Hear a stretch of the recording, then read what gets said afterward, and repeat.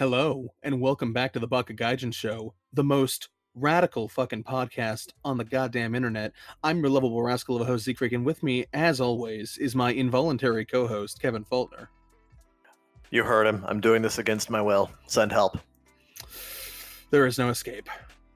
I'm forever doomed to, forever be stuck with this guy and record podcasts to the end of time. Yep, thank you, friend drone. I appreciate it. You are welcome, Zeke Freak. I love you. Yep, I have to depend on you twice as much now because friend drone 2 was decommissioned. Twice over even. But anyway, welcome back to the show. This is our anime, video game, cartoon, internet culture, bitching about things podcast. I'm sure you're familiar. I think we should just call it that from now on. Forget Baka Gaijin show. It's the video games, anime, internet, bitching about things podcast. Not as catchy. Hard to fit on a logo. But, I'm sure you can figure it out. Yeah, we'll put it on the. I might for fucking April. Let's do an April Fool's podcast where I just change the logo to that. Same exact style and everything, same font and everything, but it just says that. You just keep it that way. Yeah. For the whole episode. Yep. I should fucking. No, it's gonna ruin it if I say it out loud. But I want to prank people and just like subtly change something about the setup. Like make it like the Baka Gaijin show or something. I don't know. And someone's like, wait a fucking minute, and then I'm like, well, now I know you're watching, and that makes me happy. It's kind of like how in A Wolf's Cry, my Fantasy AU V3 fanfic, the spells, sometimes I'll hide like insults to the mods in the spells and they never catch it. They've never caught it once that they've told me. That's great. Yep. I hope none of them listen. I mean, I hope all of them listen, but I also hope none of them listen. If that makes sense. Yeah, it's for the betterment of your own writing. Yeah. I mean, it's all in good fun.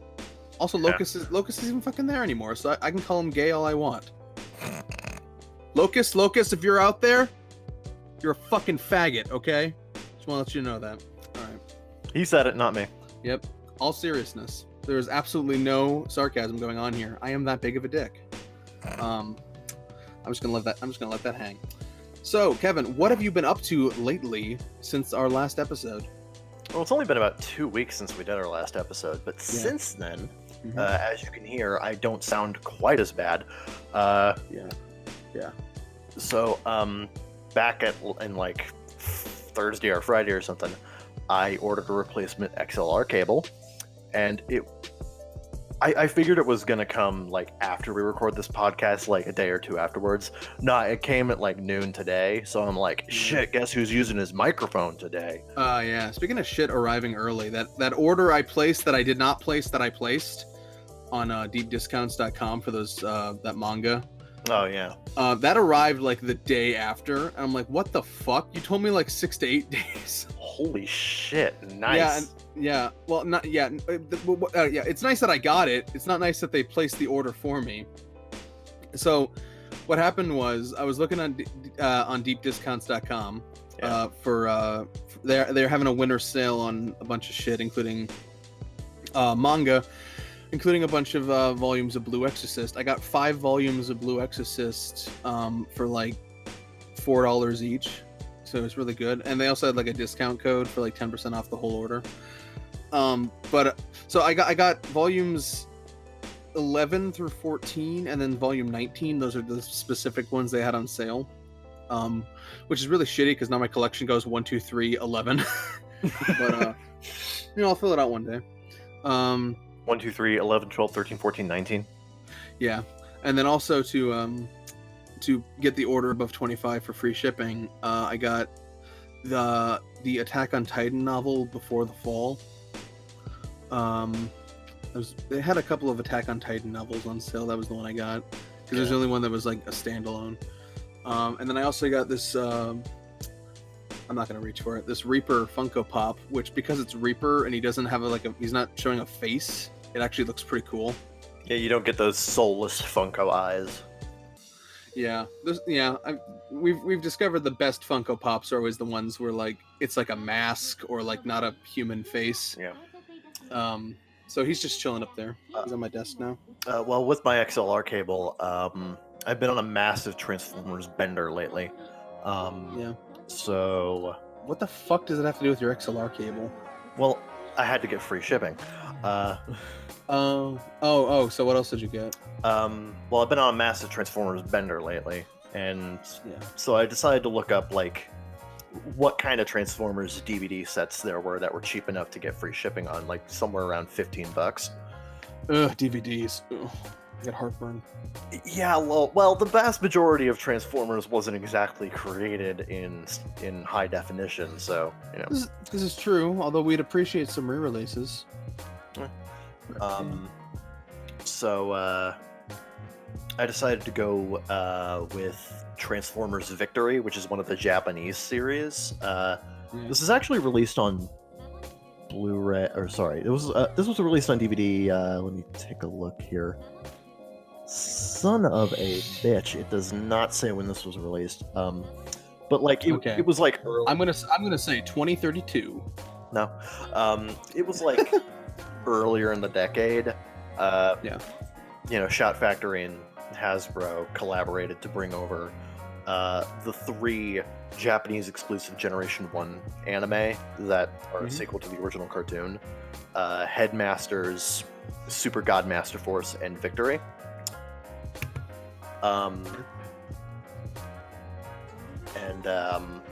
You know, technically speaking, I probably should have gotten Master Force beforehand because Victory directly follows up on Master Force, but Victory has actual Transformers. Master Force has Pretenders. So. Oh, they have GoBots. Worse, it's humans that turn into Transformers. What? You don't know what the fuck a Pretender is, do you? No, I do not. I feel like that's not a bad thing. Remember in Transformers: Revenge of the Fallen, Sam's girlfriend that turned out to be a Decepticon? Yeah. Yeah, it's kind of like that, but a lot less creepy. Wait, are you saying that Michael Bay actually utilized the lore? In at least one instance, yes. Revenge of the Fallen is so weird because that is like the one movie where like Michael Bay and his writers actually somehow managed to draw on really obscure lore for the time. Yeah. Like in 2009, the entire concept of like the 13 primes and, you know, the Fallen Prime, you know, the Fallen in the title. Yeah. And, you know, a lot of the extra stuff that they put into that movie, like those are some fairly deep cuts for Transformers lore at the time. So yeah, it kind of makes that for as bad as that movie is, it's kind of an outlier. Yeah. In terms of its treatment of Transformers lore, it's so bizarre. Motherfucker brought back Pretenders. What the hell? Yep. Remember when she had that super long tongue? And it was like, It was diesely. It had a diesely tinge to it. Oh yeah. He said it tasted like diesel. I fucking love Revenge of the Fallen, but not for any of the reasons Michael Bay intended. That movie is horrible, but it's like a B movie to me. Yeah, it's pretty funny. Speaking of Shia LaBeouf, you hear about the quote the biopic he made where he plays his own father, kind of. I've heard vaguely about that. Yes, I've heard it's actually pretty good. I mean, I won't say. I mean, Shia LaBeouf, for all that we've gone on to him about for his less than entirely their mannerisms and whatever, he's not a bad actor and he's not a bad creative mind. Yeah. So. Like I don't doubt that his work as like a biopic is, I don't doubt it's good. Yeah, there's just something very Hollywood about playing an analog of your own father. Yeah. Yeah, it's like only in Hollywood could this kind of story happen. Only. Or Bollywood. I don't know. What are the Indians getting up to? They all resent their fathers. Probably. All of India resents their fathers. I'm declaring that now. unironically. Wow, I'm starting to wonder if it's Welcome to really okay to be recording with you. Welcome to the most racist podcast. I know we have some steep competition out there, but we pride ourselves on being the most unabashedly and unironically racist, with no sarcasm. I'm just gonna leave that one hanging. So anyway, back to fucking cartoon robots or whatever. Yeah. I also got, since it was on sale, I got the digital version of the first IDW collection for Transformers. Oh. The reason why I got it digitally is because, like, the physical book is like $45 or something. Oh, yeah. And it was on sale digitally for like $13. It's one of those things you'd rent from the library but never buy. Yeah. But it was cheap enough to where it was like actually a pretty good deal. So I'm like, yeah, sure, I'll go for it. It's a good thing to read on and off, like during my off time. Mm-hmm. I've been meaning to get into the IDW comics anyway. I have a question. What's up? When is your on time?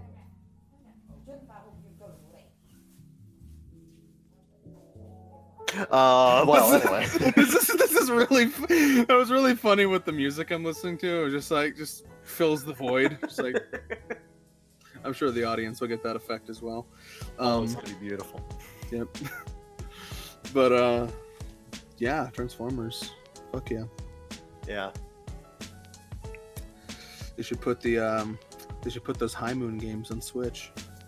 They really should. Like those games deserve a re-release. Yeah. Like, come on, Hasbro. I it's your property. I know you got the source files. I know you can. Do it. Didn't Hasbro lose like the? We went down this rabbit hole before of who actually is in charge of the video games now, and I don't remember what the answer was. I think currently it's Hasbro Game Studios. Like it's just, directly an arm off of Hasbro rather than being licensed out to Activision. Yeah. I don't remember. That was a long rabbit hole we went down, and for as important as the answer seemed, I don't remember it. Yeah, it just that was a hell of a time. Yep. But yeah.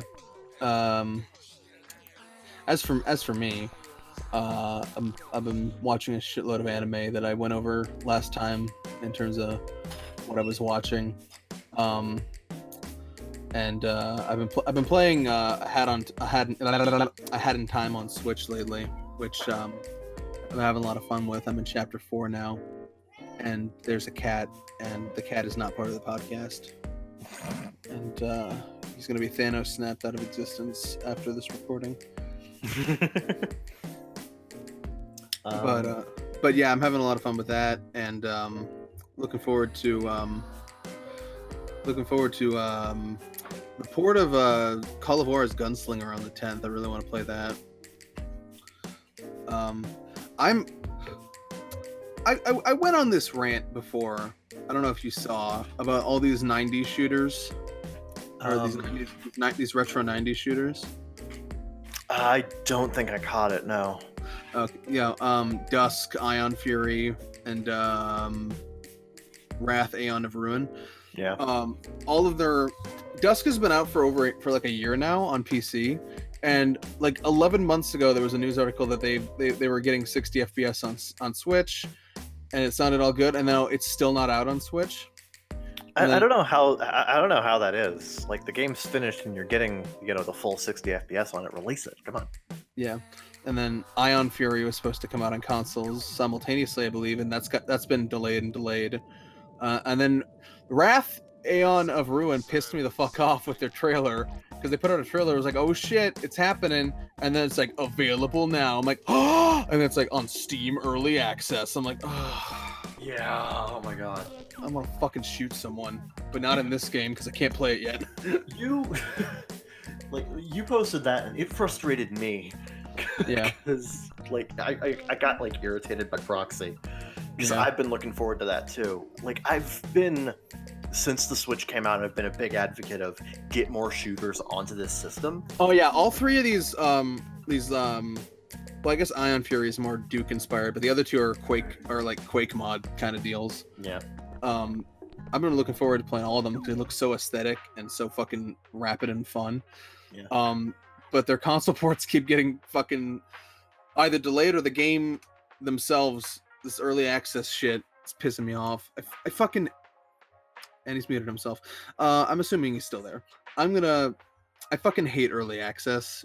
Like, it's just... Because it's like an extended beta, but people have to pay for it. And it's like...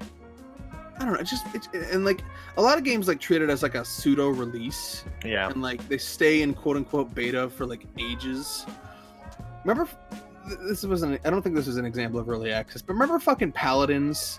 How they were in beta for 2 years and they only got out of beta because Nintendo doesn't allow betas on their platform. So they didn't actually improve the stability of the game or anything. They literally just removed the beta tag, and Nintendo's like, well, I guess you're a finished product. Hop aboard. I mean, to be fair, Paladins by that point was fairly stable.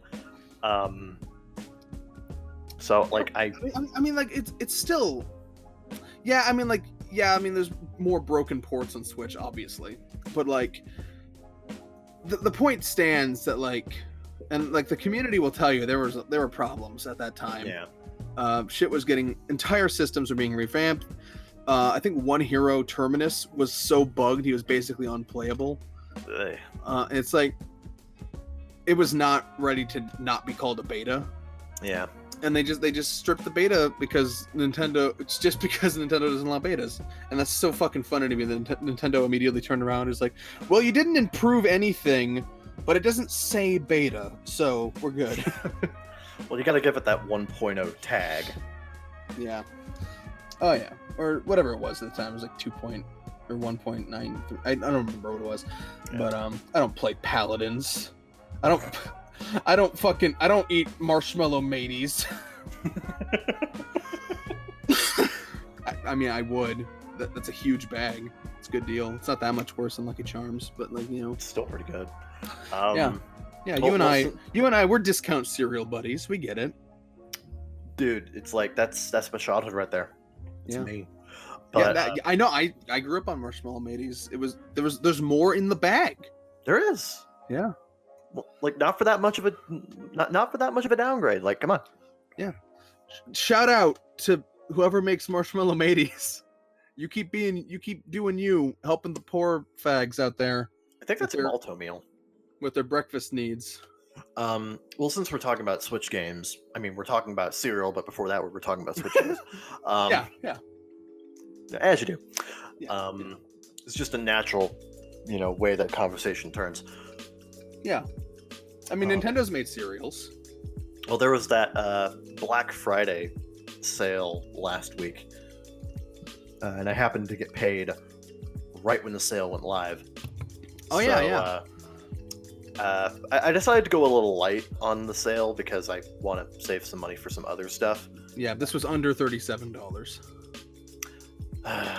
You're never going to let me live that down. No. And not even after I replace this mic, you're never going to let me live it down. The funny thing is that almost everyone else who was in on the joke is gone. I'm still waving that flag.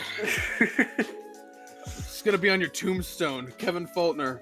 He spent $37 on a microphone, and I misinterpreted him as bragging about it.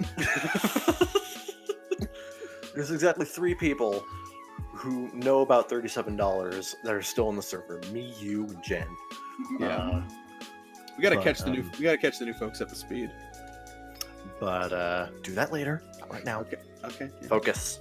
I mean, I can type and talk at the same time. I'm not a fucking speak and spell. Anyway, during that Black Friday sale in the eShop, I only got like 3 games, but I got a good deal on them. I got Ori and the Blind Forest Definitive Edition. Yeah.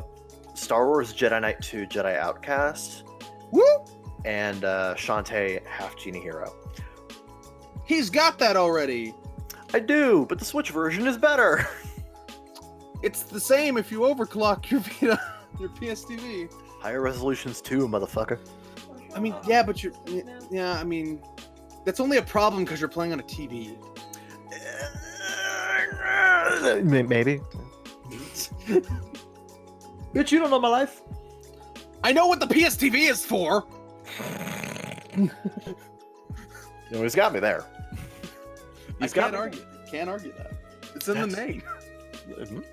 They don't call it the PS in your hands. The PS in your hands.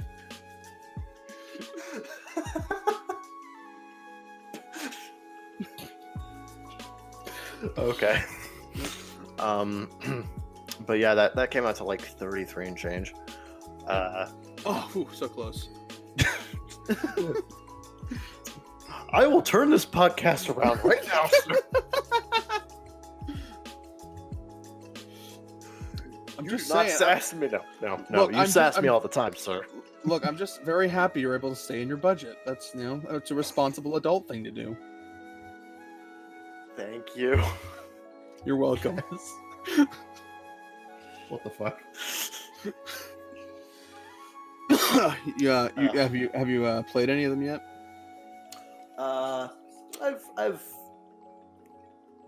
I've gotten through the first couple of worlds and half Genie Hero, and I've tried a little bit of Jedi Outcast. The controls in Jedi Outcast don't feel right. I think I need to. I think I need to like adjust the the movement and aiming sensitivity. Right. It feels weirdly jerky. Yeah. It just doesn't feel good to me. I need to, really take my time to make sure everything's, not shit. Yeah. I like jerky, but only in my mouth. That's true. Yep. For the longest time, I didn't get the appeal of beef jerky, and then I had some, and I was like, this is the greatest snack ever invented. Dude, I had the same thing. Like, in gosh, I think it was like 6th grade, middle school or something. Like, my friend's mother made, like, homemade beef jerky, and he would bring them over in little bags and, just kind of share it with everybody in the class. That shit was so good, and it sold me on beef jerky for the rest of my life. Yeah. Did you have a jerky dealer in class? We had a beef jerky dealer in class, yes. Okay, cool. Hey, you got the goods. Clarify that. Got the goods. Yep. Got that high quality beef. All right. Yeah, that's what I've been up to. Yep. Not a whole lot, but certainly more than the last year or so, I can tell you that. Mm-hmm. This guy was so boring to talk to for a while. I was like, what you been doing lately? And you're like,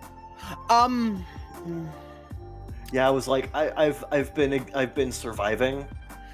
I've been existing. I ate a thing once, and I'm like, oh shit. Fucking real talk? Food?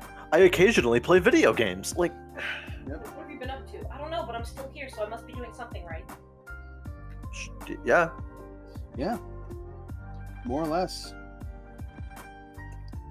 Yeah. Anyway, really, I don't really have a whole lot to say about it, but I've been enjoying Hadden Time. I might take a small break to play something else, because I'm like maybe halfway through all the content in the game. That's a good point. Plus, I can come back to it. I'm not gonna forget how to play a platformer. It's like this. It's like the super complicated game. We'll touch on this more in the third segment, but it's like the super complicated games you got to plan for and be like, okay, I gotta commit to this, because if I stop, I'm gonna fucking forget everything, and I'm gonna come back, and I'm like, what do I fucking do? That kind of shit.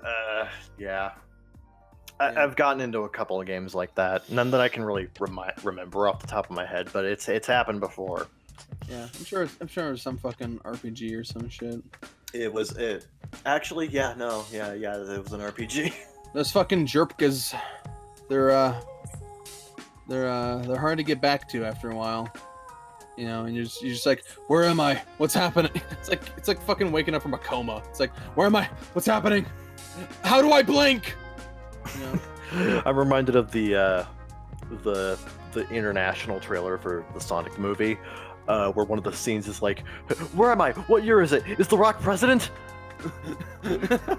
Why Sonic knows who The Rock is, I have no idea, but you know, you gotta get that topical Dwayne Johnson humor. You know, I mean, Dwayne Johnson, he was a meme once upon a time.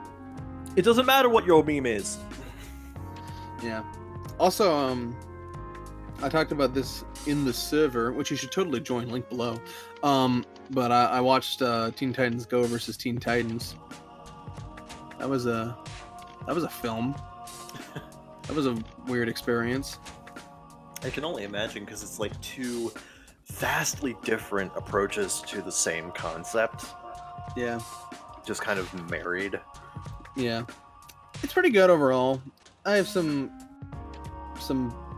my biggest complaint that I talked about is that while the old Titans have their same designs and they're ridden more or less like they used to be, they're ridden pretty right.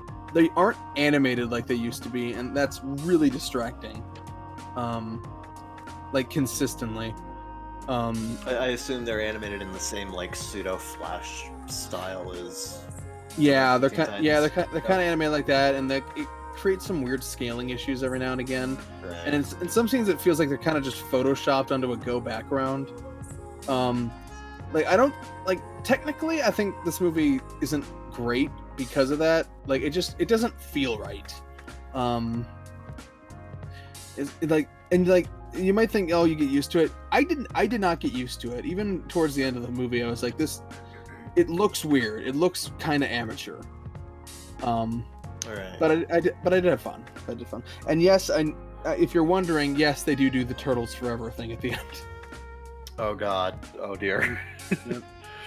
Oh, that's got a. Ooh. Mm. That sounds interesting. That's for a lack of spicy. better term. That's a spicy taco. That's what that is. I actually did. Oh. I actually did rewatch Turtles Forever recently. Yeah. It's good, but it's definitely a TV movie. Yeah.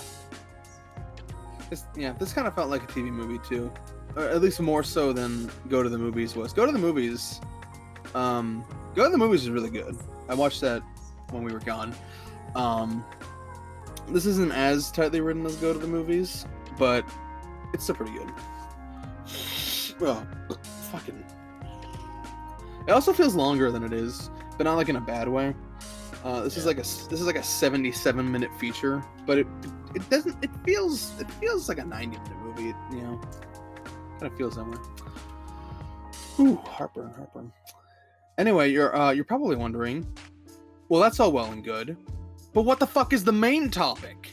Yes. You know, we're gonna get to that. We're gonna talk about JoJo Part 5 today in our main topic, our second segment, as it were. Yes, you see, the benefit to me living somewhere different and actually being able to do podcasts is I have more free time and I get to actually watch anime again. It's incredible. It's incredible. We can finally be an anime podcast for once Yay. in our lives. You know, so expect episodes about anime for once. Not that the last one wasn't, and this one is, and the next one is. The one after that isn't though. That one's different. Oh. Do I hear some foreshadowing? A little bit, little tiny itty bit. But yeah, so we're gonna. I think we're done with this first segment here. I think we've said what we need to say. Yeah, babe. All right, so I'm gonna tell Craig to get out of here, and we will see you guys after the eye catch in the second segment. Where we're talking about Vento Oreo. Stay frosty.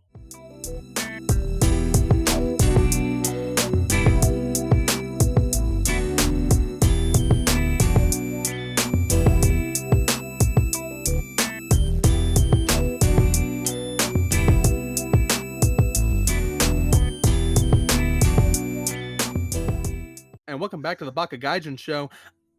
I don't have to introduce myself again. I don't know. I was about to introduce myself. I don't need to. We're like, it's the middle of the video. You know who I is. And if you don't, what the fuck are you doing here? Grandma fucking mama Facebook clicked the wrong link. She's looking for a fucking coupon on a stand mixer attachment. No? Okay. Fucking start it over. Nah, I think we're good. It's like, yeah. reminds me of that funk video where he's like, it's like, I need you to raise your hand. It's like one of three kinds of people: people who are dissatisfied with competitive, people who are fine with the system as it works, and 3 old ladies who accidentally clicked on this video while looking for coupons. Now, Mary Beth, I need you to open up Facebook and link this. And no, where are you going? He's a funny guy. He's a funny man, that funk. But anyway, we're talking about fucking JoJo, bitches. Talking about the Judge. Yeah, the Joj. Actually, no, that's Gravity Falls. Judge. Judge. You know, my wife still misses me. Butter is getting better. I cannot believe that show hit peak comedy in episode 2. See, it's funny because marriage is terrible. Oh my. Jesus. You'd think the show would suck after that, but yeah, I mean, like it's still pretty good, but it definitely peaked comedy-wise in episode 2. Kind of did. With like, I love that joke because it's like boomer humor, but not. It's like weirdly modernized boomer humor. It is. Like millennial boomer humor. I love it. Yeah. That's also isn't that also the video? Isn't that also the episode where it's like, okay, Seuss, don't throw the camera. Sorry, I just threw like 2. Sorry, dude. I already threw like 3 of them. It'll be fine as long as we don't ditch any more cameras. Ditch the cameras? No, don't ditch the cameras! That is a funny fucking gag. But we already did a Gravity Falls episode. This is about JoJo. Should stop yelling. It's very late. Well, it's not very late. But Gravity Falls is just weird. JoJo, this is bizarre. Oh yeah. So we're talking about Ventorio. Also, we have a fucking just. It just occurred to me. Yeah. It just occurred to me. We could have had the final episode of Gravity Falls be called Bizarremageddon. God damn it, that's better. Son of a bitch! Somebody tweet that at Hirsch. He's gonna be like, God darn it. Yeah, now I'm angry about that. What the fuck? Son of a bitch! It's like the fucking.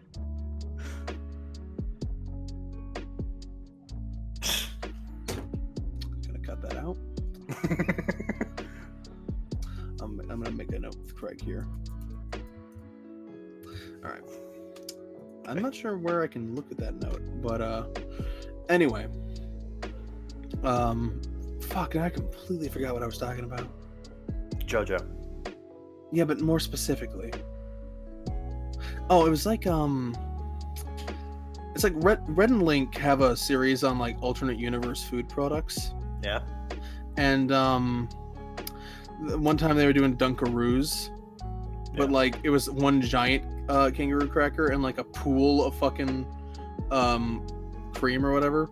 And someone in the comments was like, Sunkaroos, got it. And it's like, no, Drownaroos. And we're like, but Sunkaroos was better. It's like that all over again. Jeez.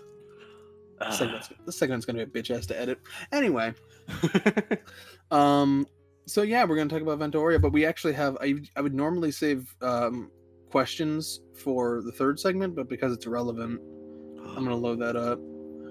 Do we have questions? We have a question. Okay. Sounds good. I gotta open my email. I want to get the exact word. I know what the question is, but I need to get the exact wording right, or else I'm committing slander or something. Oh no. Yes, slander. Yes. Libel is print. Slander is spoken. It's a very important distinction to make there. Yeah. Okay. This question comes from Back Magnet in our Discord server. Link below. He says, I have a question for you for your December 1st episode. It is December 1st. Oh. Damn, this nigga predicting the future. His question is, which part of JoJo's Bizarre Adventure do you think has the best art style? Oh gosh, that is a really hard one to pin down. That's hard, and it's also different depending on if you're talking about the manga or the anime, because the anime changes. Especially like part 4 looks very different in anime than it does in the manga. Yeah. Personally speaking, I think like in terms of just the anime, this is just me, but I'm like very partial to part 4. But of course, part 5 has plenty of its own identity and unique elements that make it visually interesting. In terms of the manga, oh gosh, that one really depends because I am an absolute slave to the 80s. So the very Fist of the North Star inspired, highly detailed artwork of like parts 2 and 3, especially like late part 2 and throughout the majority of part 3, that really appeals to me. But I think artistically, probably like probably either part 5 or part 6, if I had to pick one. Yeah, sorry, I had to unmute myself. Yeah, my opinion is that I think art style wise for me, I think he kind of peaked in late part 5, early part 6. And that's not to say I necessarily dislike the way the more modern parts look. I just don't like it as much. I kind of miss his cartoony expressions, and the his style has a lot more realism in it now, which kind of it has its benefits, but it also has some drawbacks. Like there's a lot of same face syndrome. Yeah. In part 8, for example. So I know it's more technically impressive. I'm not as big a fan of it personally. But I would say in terms of the manga, around part 5, part 6 is where I think he peaked.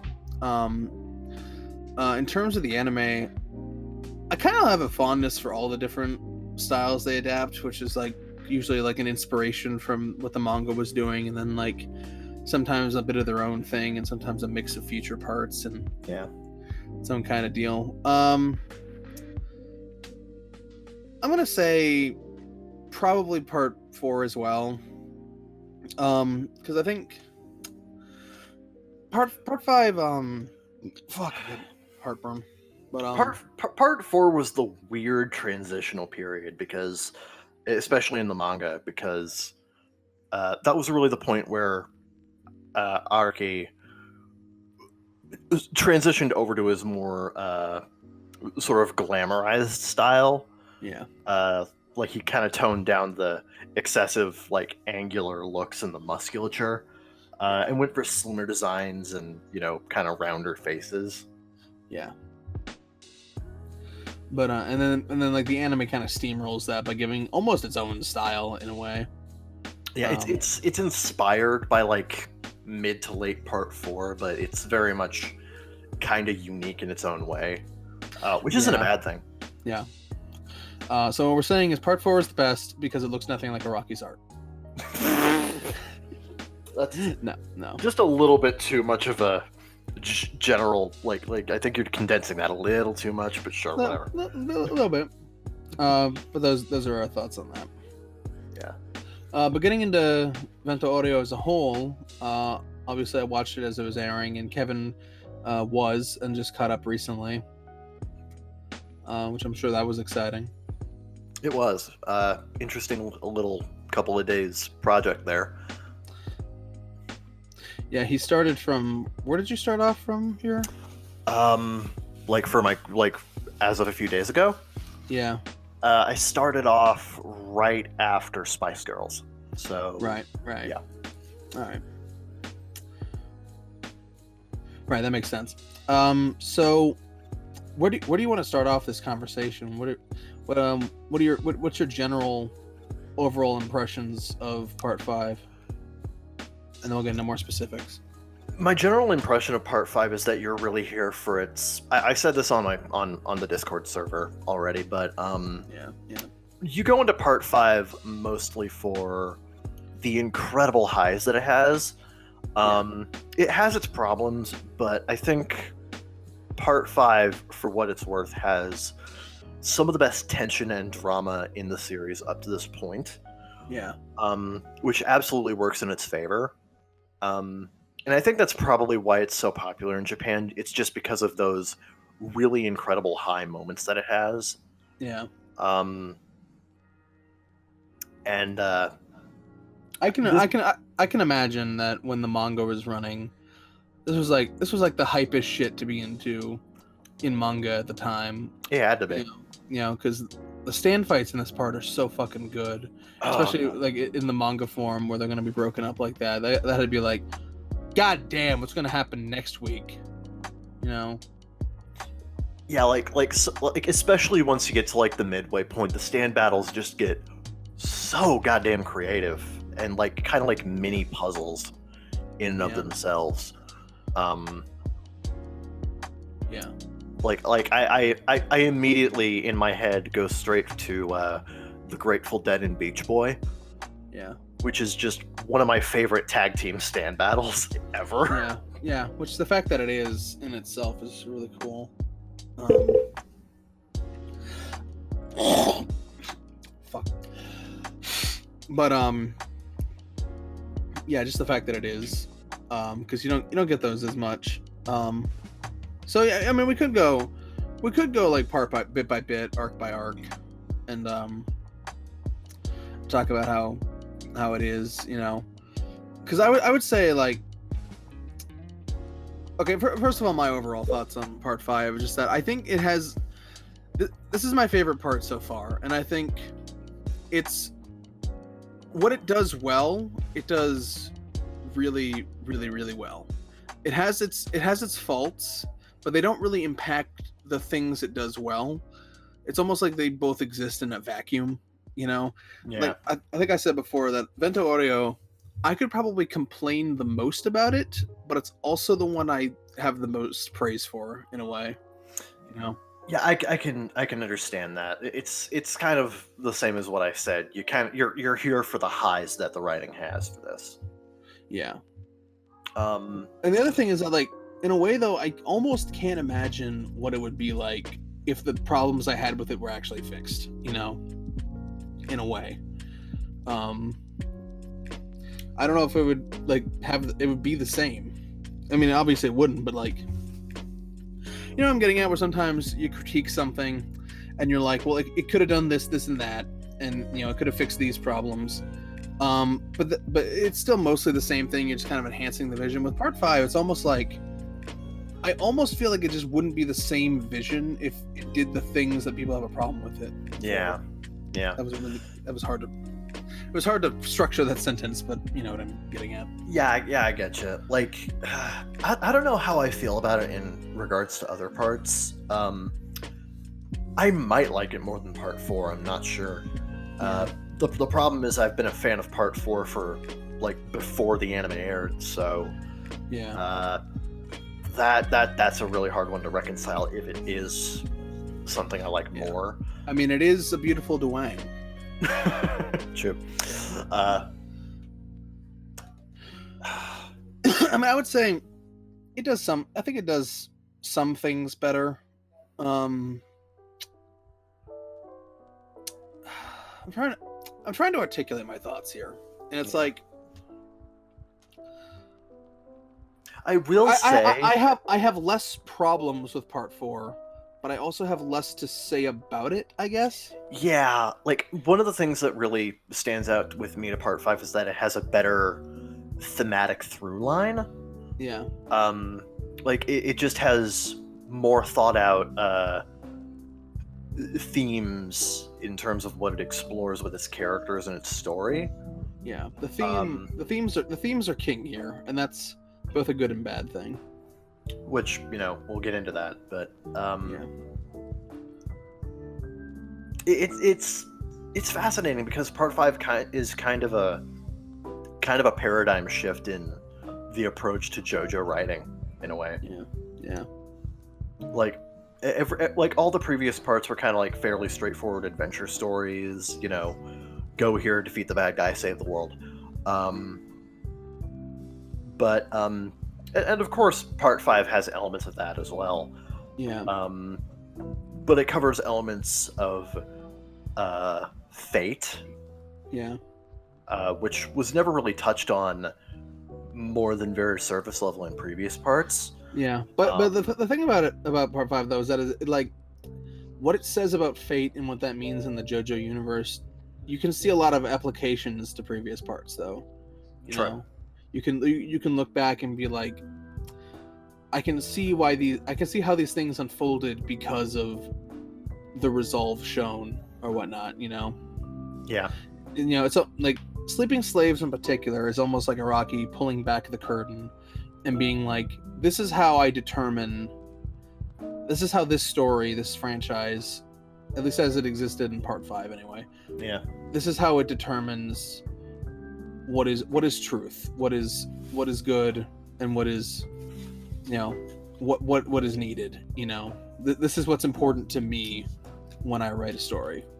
And like people have their issues with Sleeping Slaves, and my thing is that like I think it's fine the way it is because I don't think you could put it anywhere else. Yeah. And I don't think you could do it in a way that it is kind of inorganic, but like there's a purpose to it, and it's a very important purpose, and it needs to be there. Honestly, I know we're jumping to the end, but Yeah. Yeah. Okay. Let's pull back a little here. Yeah. Let's pull back a little. Well, I don't know. Maybe we could finish on that then. I mean, whatever you want to do. I mean, well, the thing is, like, Sleeping Slave, being someone who did not read Part 5 in the manga like I did with Part 4, I wasn't entirely sure how, like a lot of people were like, oh man, are they going to be able to adapt Sleeping Slave? Because it seemed to be something that a lot of fans were adamant that it does get adapted. Yeah. Because a lot of people treated it as kind of like this. I don't know how Sleeping Slave was presented in the manga. In the manga, it's presented basically the same way. The ending shot of Giorno on the chair, that happens first, and then I think they flash back. I think. Right. And then it's like 5 chapters that are like tacked on to the end of the manga. I think maybe they did the ending shot afterward. I don't remember. But the anime did mix it up a little bit by integrating it a little bit more into the ending. Yeah. But anyway, go on. A lot of people were very, seemingly adamant that Sleeping Slaves get adapted, and having seen Sleeping Slaves in context, I think that's a good thing that it did get adapted. Yeah. At the very least, in terms of kind of wrapping up the themes of fate and fate and determination within the story of Part 5, because without it, I'm not sure if the overarching narrative would really hit as strongly as it did if it were omitted. Yeah. It's like the I think I've brought this up before weirdly. It's a weird comparison to make. It's like the Book of Jonah, where like a lot of adaptations omit Act 4. But like that changes when you take out the last part of the story of Jonah, it completely changes the message of the story. And then when you put it in, you get the full context, I learned about that from... Go on. You're talking about how like they often stop at Jonah, preaching the word of God to the Ninevites, but they completely leave out Jonah waiting outside, waiting for God to smite them. Yeah. Yeah. And then Jonah gets punished for his actions. Yeah. That's like the if you stop at the end of the third if you stop there where he just preaches to them, it's a story about obedience. But if you adapt the entire story, it becomes a story about forgiveness, and it's not quite the same, but like it's a similar thing here, where if you don't do Sleeping Slaves, you miss a lot of thematic context behind everything that happened, and you walk away with something different. Just a reminder, one of the adaptations of Jonah that actually does include the final part that shows it's a story about obedience is fucking VeggieTales. well, not about obedience, about I mean, forgiveness. That's what I meant. Yeah, that. In fact, I get that quote from the behind the scenes of the VeggieTales movie, where they're like, "We had to include that last part because that's the true meaning of the story." I mean, give it up to the VeggieTales guys. They're very they've got some integrity at wherever the fuck they are. Yeah. Like they make some really silly, ridiculous changes to the stories to make it, more kid-friendly. Yeah. But they keep the original intent of the message behind the stories, and I really appreciate that. But we're not talking about VeggieTales, we're talking about JoJo. Yeah. This is someday we'll definitely do a VeggieTales episode. But frankly, I would not be opposed to that. That is, not today. But anyway, I guess that's Sleeping Slaves. It's and it's not told in the most direct fashion, but like that's kind of what makes it what it is. Yeah. I enjoy that. But let's turn back the clock. I don't know how we got to the end of the story first, but let's go back. I guess let's go back. Yeah, okay. To humble beginnings, and I will say I've watched some clips of the dub on YouTube, covering these early episodes, and the thing that strikes me is that there's the stuff, and this is one of the main criticisms I have with Part 5, is that a lot of stuff from the beginning just kind of gets left behind as it goes on. How so? Well, first of all, Gold Experience's abilities kind of shift over the part. That's well documented. The fucking pain transference reflect back on the attacker kind of deal. Yeah, that never really gets used past a point. Yeah, that was a big deal in like the first 5-6 episodes, and then it just kind of vanishes. And the entire concept of Gold Experience being able to give someone extra life and making them like go berserk, that never happens again. Yeah. And it's like, and the other thing is that Giorno's motivation, and I feel like this is why people kind of think of him as more bland than he is. His motivation is not really reinforced throughout the story. It's told to you very early on, and then that's kind of it. You're just kind of left to remember that and keep that in mind as he goes forward. It's not like in the middle of every single fight he's like, Giorno Giovanna have a dream. No, it's like you understand what his goal is at the beginning, and that's his motivation to the end. Yeah. And to an extent, I feel like maybe a little bit more reincorporation would have been nice, but I'm not gonna call it bad. It's a good motivation. It's just his whole background with the man that saved him, and his mother and whatnot, and how he grew up. Like, that's all good. It's just that it's told you once early on, and then that's it.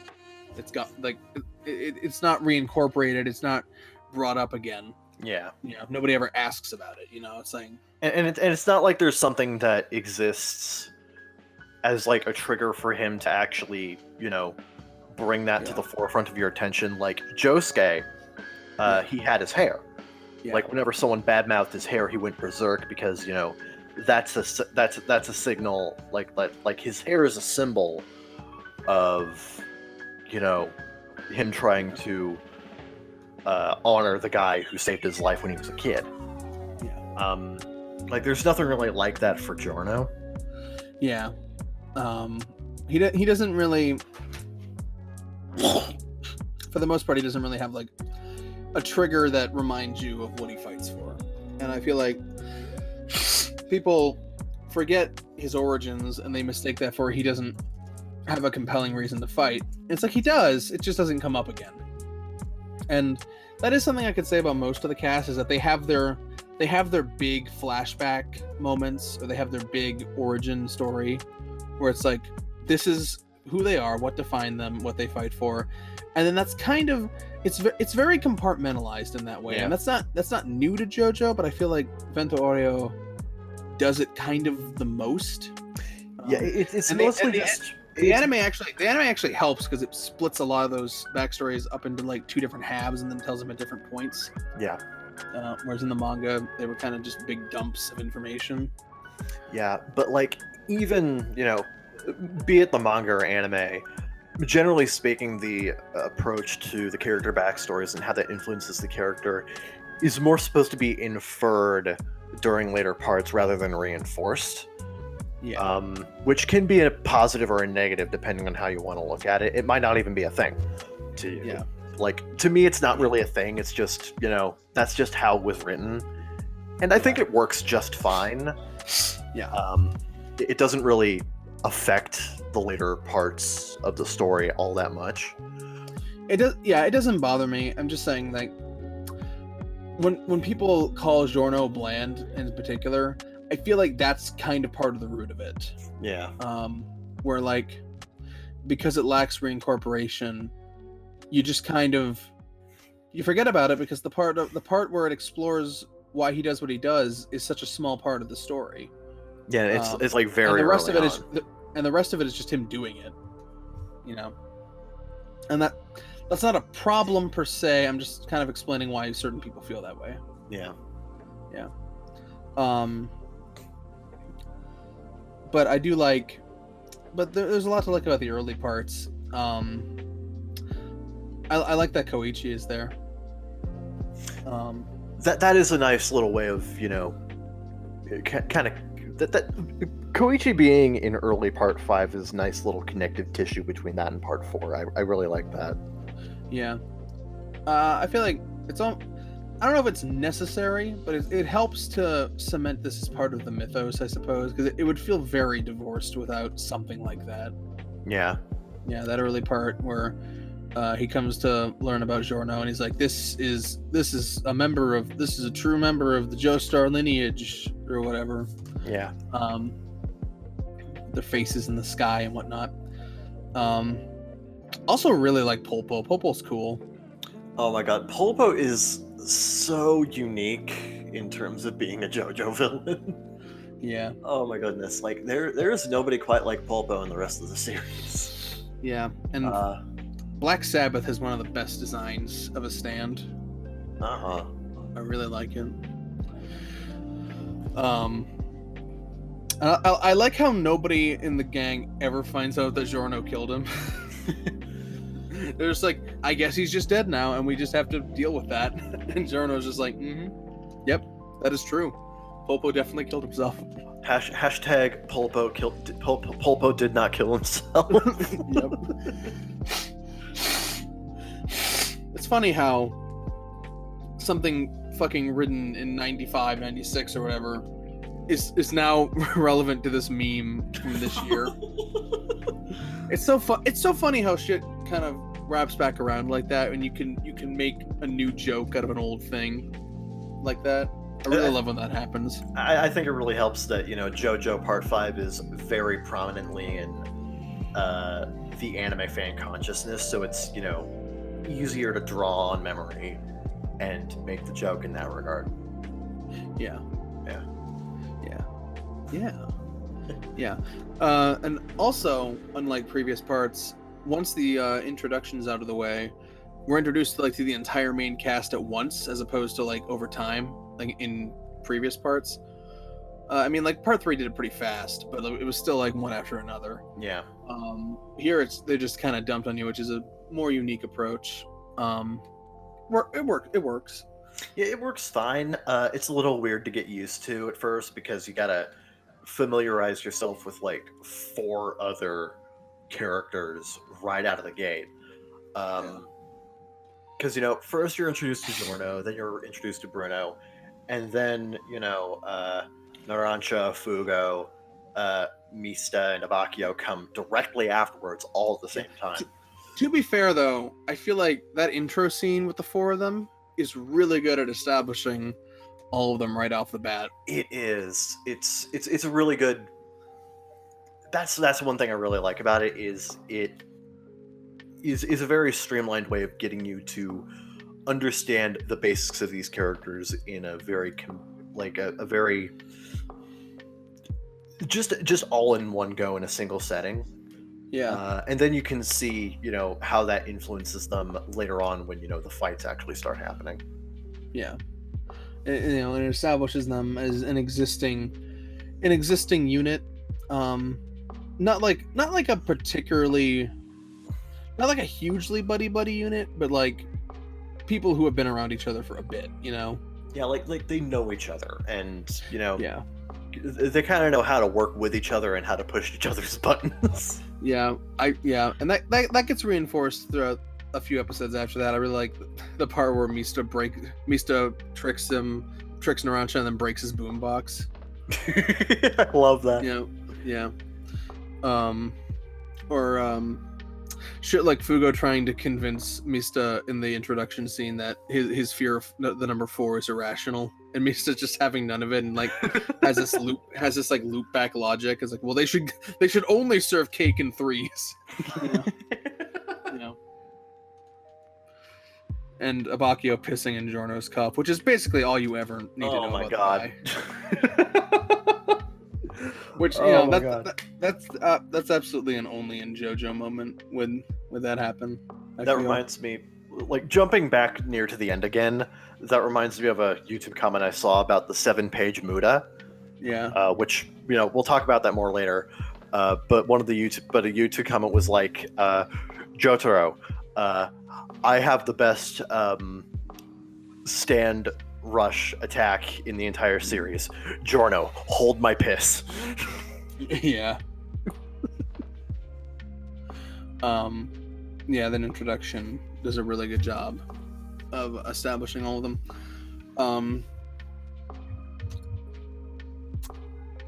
What was I gonna say? The early fights with I like Kraftwerk's ability. That's a cool ability. Being able to like stop kinetic energy or like place things in the air. Yeah. Those two, I forget their names. I think it's like Salo and Zukuro, I think. Sale and Zukuro. They actually come back in Purple Ace feedback. Do they? Yeah, for like quick little scenes just to show off how powerful the drug squad or whatever they're called is. For the record, I'm going to be listening to the audiobook, like the fan-made audiobook for Purple Haze feedback over the next week, so that's going to be interesting. Yeah, so I'm not gonna give any extended thoughts on Purple Haze feedback for that reason. Yeah, we might do an aside another time.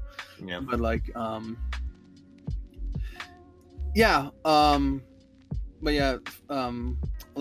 like that early fight. Zukuro's soft machine is still one of the weirdest abilities, where like deflates and folds things in on itself. Like I'm still not. People are like, how does King Crimson work? I'm still not exactly sure how soft. I'm still not exactly 100% sure how soft machine works.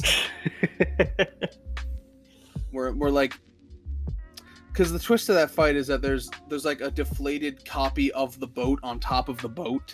Oh yeah. Oh god. And he's like hiding in between the copy of the boat, and then at the end the boat splits into 2 boats. That is so like. Even when I was watching that fight, I was kind of having trouble wrapping my head around the physics of that fight. Yeah, I get it. I get it. I don't want to think about it too hard. Yeah, I get the gist of it, and it works for like, a fun aha moment. Yeah. But think about it too much, and it starts to hurt your brain. Yeah.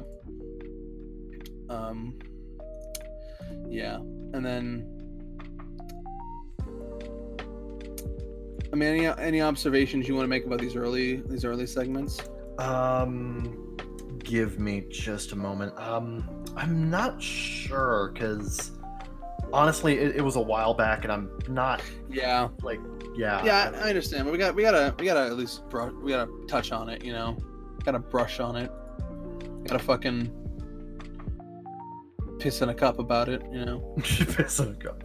Yeah, no, I really don't know what to kind of think about it, because it's a little more fresh in my mind because I've been seeing some dub clips. I'm not watching the dub, but you know, people upload clips, and I'm like, okay, let's check this out. okay. You know? One thing that I do want to say is, Man in the Mirror. Yeah. Oh yeah, that's a good one to touch on. Man in the Mirror kind of That's a little later than I was thinking, but go ahead. Well, not by much, like 2 episodes, but Yeah. Oh, well, by early I was thinking before Trish, but you know, I understand what you're getting at. well, Man in the Mirror, I like that fight a lot, mostly because it kind of takes the element of, you know, the mirror world from Jay Guile in part 3, and actually crafts an entire stand, an entire fight around that. And I think it's done a lot better than with Jay Guile, because it's kind of reversed in a way. Because the way Jay Guile worked, it's like the stand user goes in and out of the mirror world and attacks people in the real world.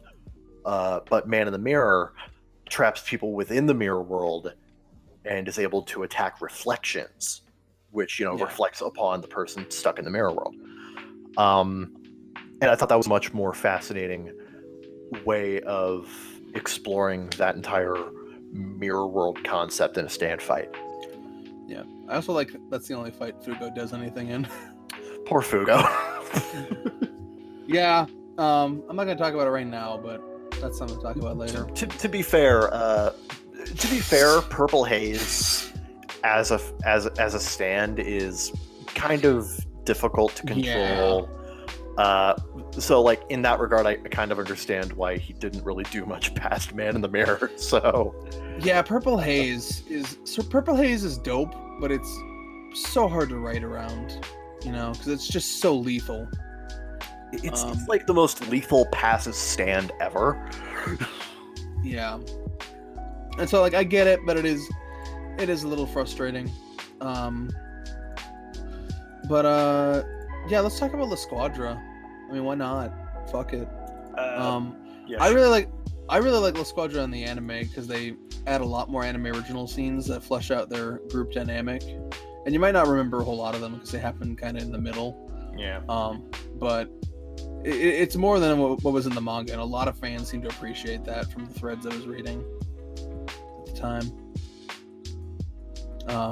I like the. I'm just going through the list here. I mean, I like the Formagio fight with Narancia and Formagio. Yeah. Like where we really get like a full view of like Aerosmith's abilities. Yeah, that's a really good one-on-one.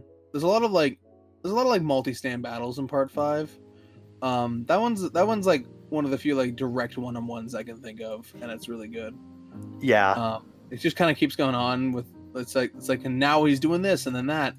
And gets and like it's weird because you get the feeling that Narancia's in over his head, and then he kind of isn't. He's like he's almost pulling a trick on the audience in a way. A little bit, yeah. Like up to this point, you've kind of viewed Narancia as being this overly naive, not terribly bright member of the gang.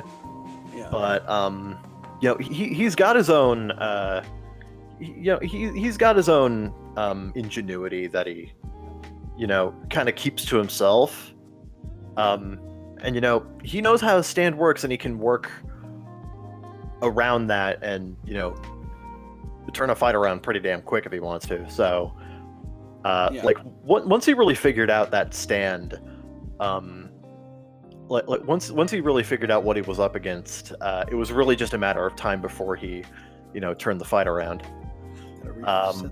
Which I appreciate with Narancia, because you know, it kind of fakes the audience out, because it makes you think he's not in control of the situation, but really it's just a matter of time before he gets the other stand user into a position where he can overtake them. I also really like that anime original scene where Formagio shrinks a car and puts it in that man's drink like it's a pill, and then he fucking grows the car inside of him. Oh god, that was like, oh my god, that is like the most disturbing but hilarious moment. Yeah, it's like little shit. It's little shit that makes Just David, beautiful David dark humor there. David Productions adaptation so good. Oh my god. They add stuff that makes sense. Where it's like, well, these guys are assassins. They're the assassin division of Passion. You know, how would each of them go about that? And like just showing an example of, you know, a creative use of how you can assassinate someone with a stand. That isn't like a direct combat stand. It's just it's really nice to see. Don't like his color scheme as much as the manga, but you know, you're gonna get that from time to time.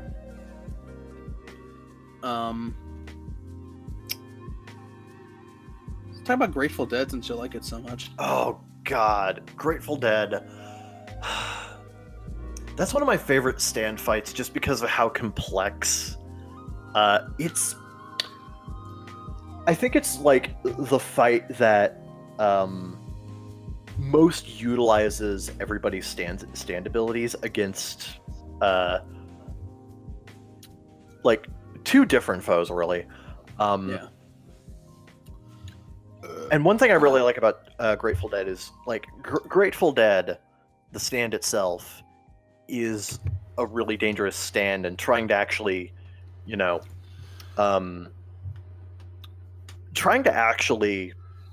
outsmart the user of Grateful Dead and trying to work.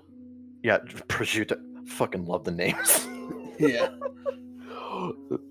We'll get to you, user of Green Day. We'll get to you. Yeah. But oh my goodness. But what really shocked me with Grateful Dead is the real threat. In my opinion, the greater threat was actually Beach Boy. Yeah. Because once Grateful Dead is taken out of the picture, Beach Boy's user, God, I forget his name. Pesci. Pesci, right? Joe Pesci. See, this is what a tough guy looked like in the 90s. Fucking pineapple head looking ass. Yep. That's exactly what Joe Pesci looks like. Don't tell me otherwise. But like once Grateful Dead's out of the picture, you know, Pesci just goes unhinged, and he actually becomes a force to be reckoned with. His stand is very basic, you know, just being able to use a fishing hook to grab onto things, which doesn't sound like that big of a deal, but the way he uses it is so goddamn clever, and it really throws Bruno especially for a loop. Yeah. This is kind of like, and it leads to just the most wild, like the second wildest use of sticky fingers in the entire series. Yeah. I mean, the fact that he's doing nothing shows his resolve. But like, what I love the subtle growth of Pesci in this arc. Even if he dies right after, it's kind of like it was an engaging thing to have happen during this arc. You know, it's not often that you get development for the villains in JoJo like this, and seeing, you know, Pesci gain a lot more confidence and resolve and actually becoming a real threat to the characters was really fun to see. And it added a lot to the fight, just adding a character arc for the villain, which is just such a simple thing to do, but in JoJo it worked really well to make the fight that much more fascinating. But you know, all the resolve couldn't hide the fact that he's still a piece of shit. Quick, hide Trish and the turtle.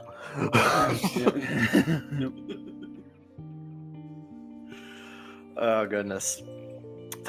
Speaking of Trish. Yeah, I guess we can talk about Trish. I mean it's about there, so. Yeah. My general thought is I really like Trish. I kind of wish her big character development happened a little earlier than it does. It happens a little late for my life. It makes sense. I just wish there was a bit more before that. Because she spends most of the first half being just kind of the motivation and in the plot device. And her characterization is mostly just spoiled rich girl. Yeah. and it isn't until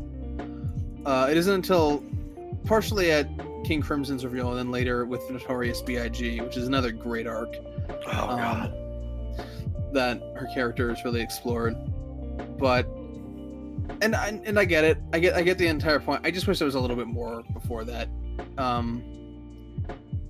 But I do like where she ends up, and I like the this kind of like snappy disposition she has towards Diavolo when he finally shows up, and how much of a I wish I remembered this Reddit post word for word, but I don't, where someone was like, the thing that makes Diavolo really interesting is that as intimidating as he is, he's also kind of a fucking dork who gets unreasonably triggered by his daughter calling him a coward. You know? And it's like, oh my god. It's like, if you hadn't have said anything, I would have left, but now that you've said that, I'm going to go attack and go forward. It honestly, I think that says a lot about Diavolo as a character, and it kind of it really does lead into how Giorno views him at the end when he actually defeats him. Like it just makes his defeat all that much better. Yeah. We'll talk about Diablo a little later. Yeah, but oh my gosh. Yeah. There's not a whole lot to say about the babyface fight other than, obviously Dimolto. Like, what would you say is the weakest fight in the part? Because there's two contenders for me. I'm trying to figure that one out because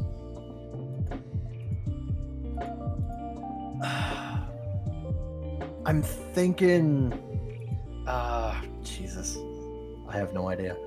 Okay, so for me it's between Babyface and Clash / Talking Head, and I'm kind of leaning towards Clash and Talking Head. Which one is Clash and Talking Head again? That's the shark in the pools of water, and the right the thing that makes Narancia tell lies. Yeah, I don't like that one as much. No. Yeah, I mean, part of it is because it's squeezed between King Crimson's reveal and Notorious B.I.G. But even so, it's not as good of a fight. I think my main issue is that it makes the rest of the gang utterly stupid. Yeah. But that's really my problem with that fight, because, Narancia is acting wildly out of character, doing these bizarre things, and nobody is getting clued in, maybe, this is completely out of character for Narancia. He's not the brightest bulb in the box, but he's not a complete liar and a total space case dumb shit like this. Maybe there's a stand user around. You have you have a little bit of a cushion in terms of suspension of disbelief in parts 3 and 4 when they don't quite catch on, there's a stand user about. Yeah. But part 5 doesn't really have that. Yeah, this is probably the pinnacle of the arbitrary skepticism in JoJo. Where it's just an instance where they just don't catch on. Even Giorno, who does catch on, just doesn't seem to catch on fast enough. And it just kind of slows everything to a crawl as you go through these scenes of Narancia acting out of character and everyone just kind of rolling with it. It just doesn't really gel with me. It gets better once you get to the Clash part. But even so, the arc's not as good as what's surrounding it. So yeah. Clash is better than the Clash part is definitely better, but that first half really did not gel with me. No, it didn't. Yeah, that episode also has some of the worst animation in the broadcast version. Yeah, I'd say that's probably my least favorite fight in part 5. Yeah. Simply because it takes the whole, as you put it, the arbitrary skepticism. The arbitrary skepticism. It pushes it a little too far to actually be believable, and it kind of reflects poorly on the characters. like in terms of their general intelligence. Yeah. I mean, Babyface isn't great, but it's better than that because I think the dynamic between Malone and his own stand is great. Where Babyface is like, I want this, I want that, you know? Yeah, that one's actually fascinating and has kind of a horror movie creepy vibe to it. Which there are a few stands in here that are, you know, very horror movie-esque. Which I also like about Part 5. B.I.G. probably the most so. B.I.G. is so horrific, they don't even actually kill it at the end. You know, like, mostly Notorious B.I.G. and Green Day. Yeah. But, yeah. Yeah, I'd probably say, yeah, that one. Yeah. And then the White Album fight, super good. I think White Album might be one of the most hype fights in the part, just for how intense it gets. Which one was White Album? Like, the names, I know the names, but I'm having trouble kind of... Oh, it's Gotcha, it's the ice one. Ice one, the fucking car and the... Like the, fuck! Right, yeah, damn it. Yes! Oh my god. Yeah, it's been longer for me. It's been longer for you, yes. Fuck, yeah, White Album's fucking fantastic. Yeah. So many... Because that's another example of a stand that's, like, super fucking lethal, and they have to narrowly avoid it at every turn with these clever uses of both Gold Experience and Sex Pistols. Sex Pistols is such a Sex Pistols is a fascinating stand because it's very simple, but Mista uses it in very unconventional ways that I just fucking love. I love Sex Pistols. It's also one of the best stands for the personality. Stands with personality. Oh my goodness. Yeah, I really like the part early on where he's like feeding Sex Pistols salami. Somehow Sex Pistols can eat salami. Sex Pistols breaks the laws of the universe, honestly, in some cases. You know, like hey, no fighting. Yeah, like how fucking Chocolata only stands can damage other stands, except Chocolata, who can just cut up Sex Pistols with a scalpel. Only stands can hurt other stands, except for when they can't. Only stand users can see stands, except for when they can't. These rules will be very important. All the rules get broken. Yeah. I'm really looking forward to Haman Beats Part 5 misconception video, where he has to somehow explain how Chocolata slicing up Sex Pistols with a scalpel is not a mistake. Yeah, because he's not a stand user. I mean, he is a stand user, but like he's not a stand. Yeah, I feel like you got to take the L on that one and be like, okay, Araki just forgot there. Like, for real. I know. Yeah, the whole point of that series is that people say that too much and they don't actually think the implications of their jokes through. But that's like a legitimate case of, I can't think of any other explanation than he just didn't remember that bit. Either he didn't remember, or he wanted, or he really, really wanted to take Sex Pistols out of the fight so that Giorno could win. Yeah. So like he just kind of compromised on that one a little bit. Yeah. Yeah, especially like the end of White Album fight where Misa's just literally just shooting him just to push his neck into the spike on the lamp that he already shot. There's so many like twists and turns in that fight, and it's just so lethal and how they have to avoid that. I really like that. Yeah. And then the final member of La Squadra is Rosato Nero, and the Metallica fight, which is one of the best fights in the series. I adore Metallica, partially just it's the only fight that focuses entirely on Doppio / Diavolo. Yeah. And you know, just making Doppio and Diavolo the primary focus during that fight is so fucking fascinating because, man, let's talk about Doppio. Yeah, I really like how the Metallica fight is just a fight without any, aside from at the very end, no interference or involvement from the protagonists. It's just like completely aside from what they're doing. But I mean, totally relevant, but like it's like aside. And I really I like how it's a combination of Doppio trying to utilize what little power of King Crimson he has to prevent himself from being harmed by Metallica, from Metallica killing him. Yeah. But at the same time, trying to keep Metallica's user from learning who he actually is. Yeah. And revealing the boss's identity. Yeah, it was a great way to introduce Doppio and the boss by having just like this mini arc centered on them. In their It's introduction. a surprisingly really tense fight because there's a constant danger of this guy figuring out who Doppio really is. Yeah. And he gets like he figures it out by the end, but he can't tell anybody because he dies. Yeah. I really like, because like Rosado comes so fucking close to killing him, but just because Narancha's thing was there, you know. Risotto, oh my god, it makes you wonder how Risotto would handle Giorno's crew, because he's one of the smartest stand users in all of Part 5. Yeah. And it's very ingenious the way he uses Metallica as a ranged stand. Yeah. It's just really fascinating. It makes you wonder how he would have handled, the other members of Part 5.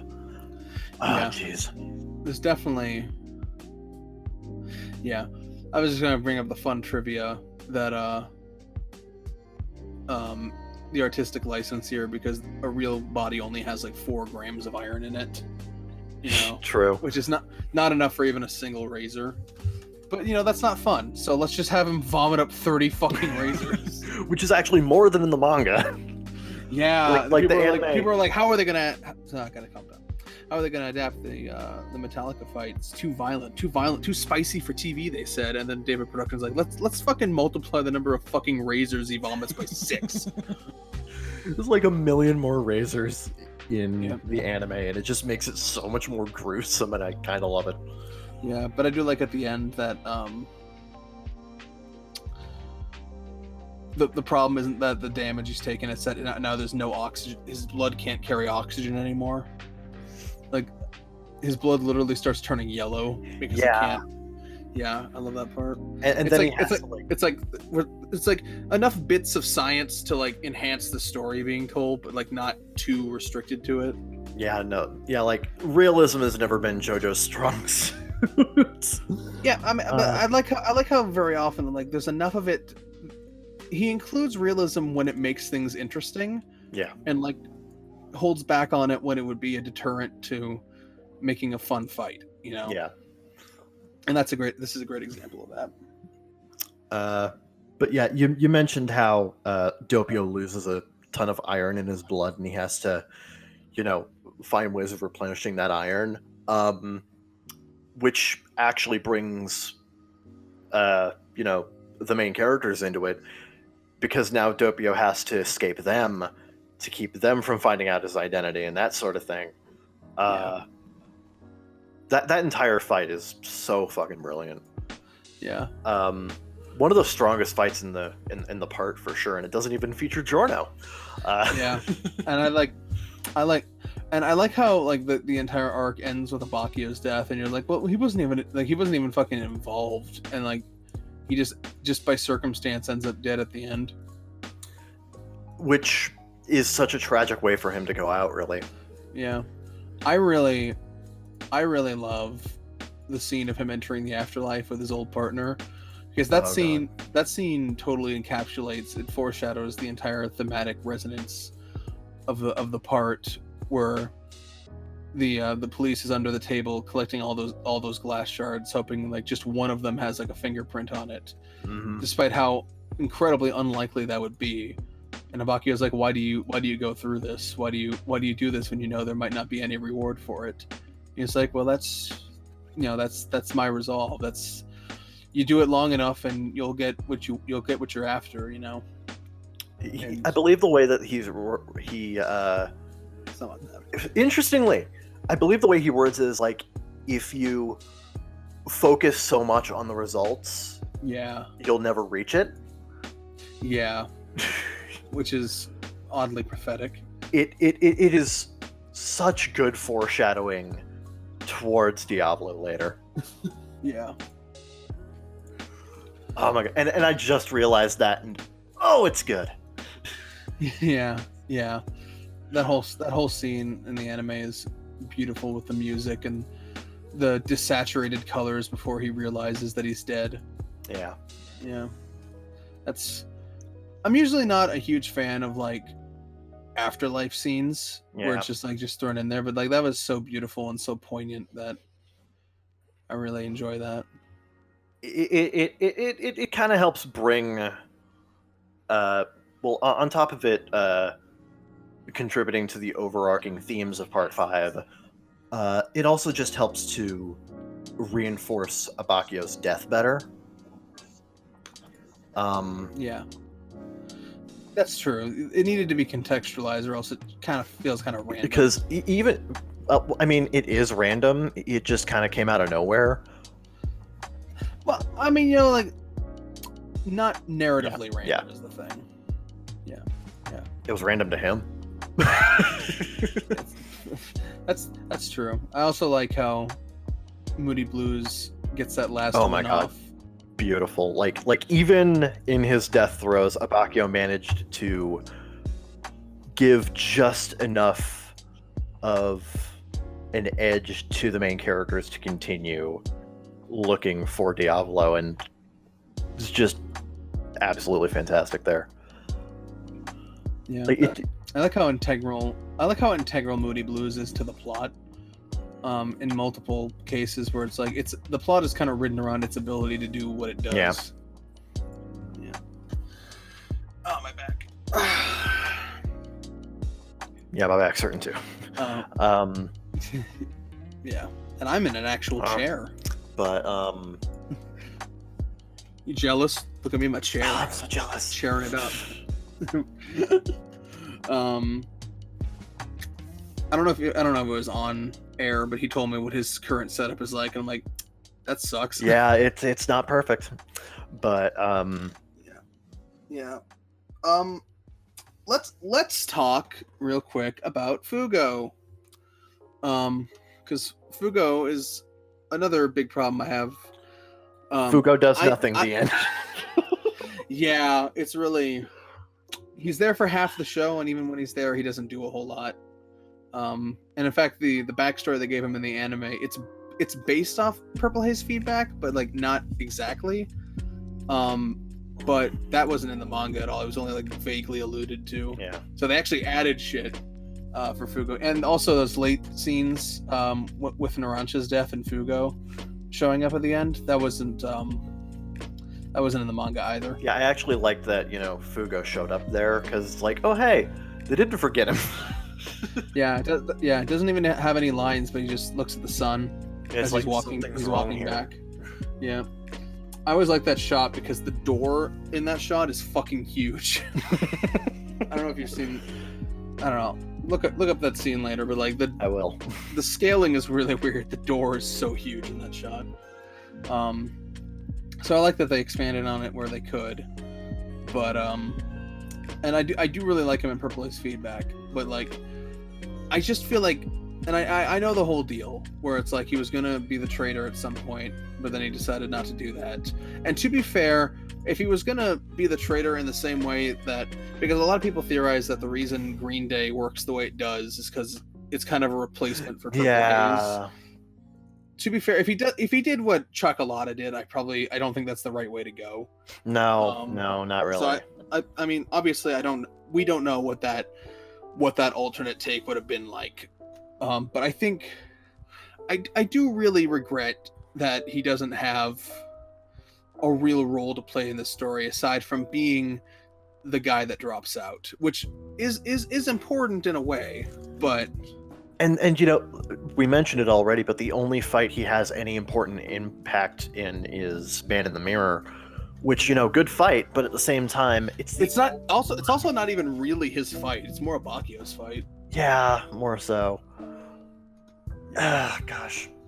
Yeah. So like it's one of those things where it's like it's an oddity of part 5 where it's like this character, he doesn't do much, and then he just kind of exits stage left, and that's just kind of how it is. And like, on the one hand, I can appreciate kind of the realism of that, but on the other hand, it's not really narratively satisfying. Like, even with Purple Haze feedback, I don't think it's.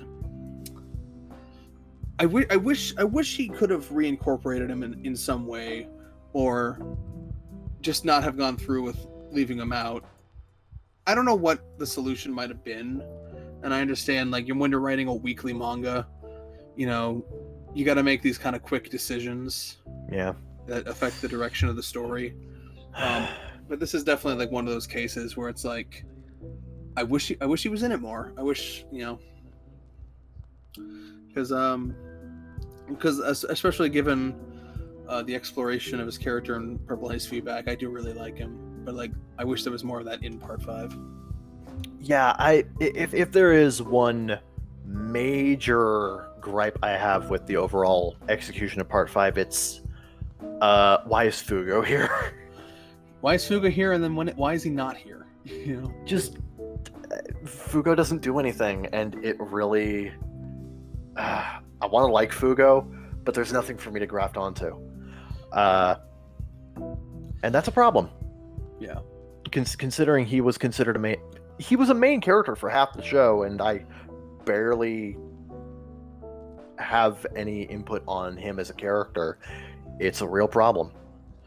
Yeah. I mean, we'll make an aside about Purple Haze feedback another time, so I don't want to say too much, but yeah. Also, I just noticed looking at a picture, his shoes have tiny strawberries on them. Do they now? Interesting. Yeah. That's neat. Also, some people don't like his anime color scheme. It's fine, you know. It's not my favorite, but it's fine. You know, a lot of people like the white and red one from the colored manga editions, because that's what an actual panna cotta looks like. But you know, at least it's not the all orange one from Eyes of Heaven, or whatever it's called. Yeah, Eyes of Heaven. Yeah. That's lame. We have an upgrade in that regard. Yep. Yeah, that's about the biggest problem I have with Part 5 personally. Yeah, it's like I was saying. I think the biggest part is that there's just stuff from the beginning that doesn't get a lot of payoff, or it's just kind of dropped and forgotten. You know, the ability drift with Gold Experience, Giorno's motivation not really being reincorporated, Fugo getting dropped out of the story, Trish not getting real development until the second half of it. Didn't you mention there was a problem with King Crimson's introduction with his fight against Bruno? Yes, the part where Bruno punches through himself doesn't really make any sense with how King Crimson works. Which probably doesn't help with the meme of how the fuck does King Crimson work. Yeah, it really doesn't help when the intro is not a reliable source of information.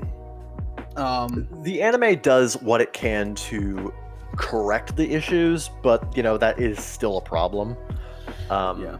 It streamlines that's one thing I'll give the anime. It streamlines and specifies better how King Crimson's ability works, and they make it look damn good. Oh fuck yeah, the effects for King Crimson are so gorgeous, just so creative. Yeah.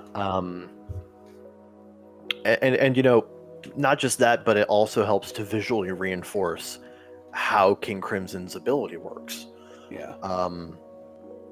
So I do appreciate that with the anime. It's definitely an improvement from the manga. Yeah. But it's just kind of an inherently bizarre kind of thing to think about, what it means to skip time. Yeah. And there's like, it's one of those things where it's almost like it's like Soft Machine. You gotta go with the gist of it in a lot of cases, and not think too much about the exact implications of every use of it. Yeah. You know. Yeah, I get it. Yeah. And it becomes more consistent later. So that's really the. And as I was saying, it's so funny to me that in part 7 he does the same exact thing. The introduction of D4C is not consistent with how it works later. It's just so interesting that he did that twice. Well, that's going to be interesting to check out. Part 7 is probably the part of JoJo I know the least about. So, yeah. Let's go into Chocolata and Secco. Those are the last ones for the boss. Oh man, Green Day and Oasis is one of my favorite fights. Yeah. Because there's just this. It's the best option for a penultimate fight for this part, because there is just such a sense of tension and terror throughout this entire fight. And the villain of this, and the villains for this particular fight are just like, even Diavolo fucking hates these people. Yeah. Like, it says a lot about these characters that even Diavolo is above them. Yeah. So it kind of makes for the perfect lead into Diavolo as a fight, because just such a tense race to the end the entire time, while also trying to defeat these people, to keep them from committing mass murder due to Green Day's ability. And man, Green Day's ability is fucking creepy as shit, dude. Yeah. Just the entire idea of your body being overtaken by this mold and you falling apart as you fall is just so fucking disturbing to me. Yeah. And the like Jennifer's face right now says a lot. Yeah, the literal escalation because they can't go down is also. Oh, jeez. He made escalation literal. But it works. It literally works. But Yeah. like, oh, jeez. And of course, like, we mentioned earlier how Giorno's backstory more so isn't reinforced, but it rather informs his character later, and you're intended to remember it later on. Taking into account his backstory and how he views, people such as, how he views people such as Chocolata, really kind of hammers home, especially for Giorno, how cathartic beating the shit out of Chocolata was. Yeah. And it makes the 7-page Muda that much better. Because it's just him unloading this ball of fury onto this guy, and it becomes cathartic for the viewer as well. Just hearing, like, someone counted how much Kensho Ono says Muda during that rush. Yeah. They counted, and Kensho Ono says Muda 115 times in the span of 30 seconds. Yeah. That's right. I'm also special mention to the fact that David Production actually hired 6 unique animators for that sequence, and in the end credits listed them under the Muda crew.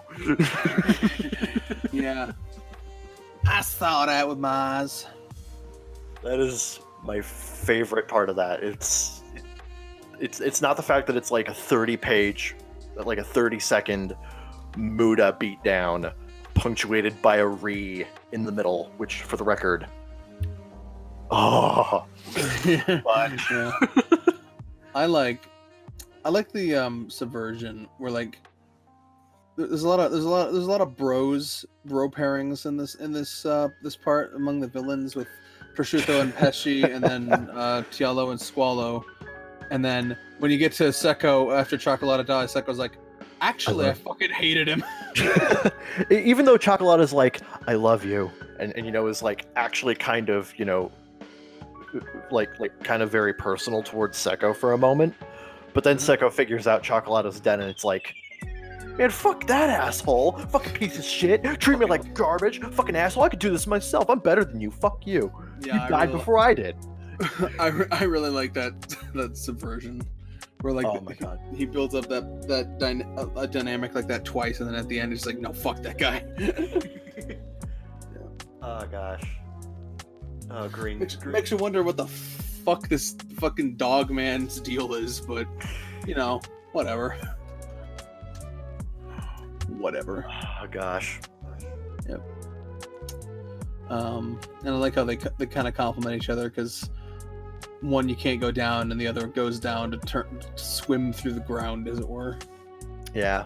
Nice. It does make you wonder how Sekko is immune to Green Day. Yeah. But, I think like, they might have given an explanation for that. I don't remember. Yeah, I don't think they did. Like, I don't think it was ever explained why Sekko is immune to Green Day, considering Green Day is an area of effect stand. Yeah.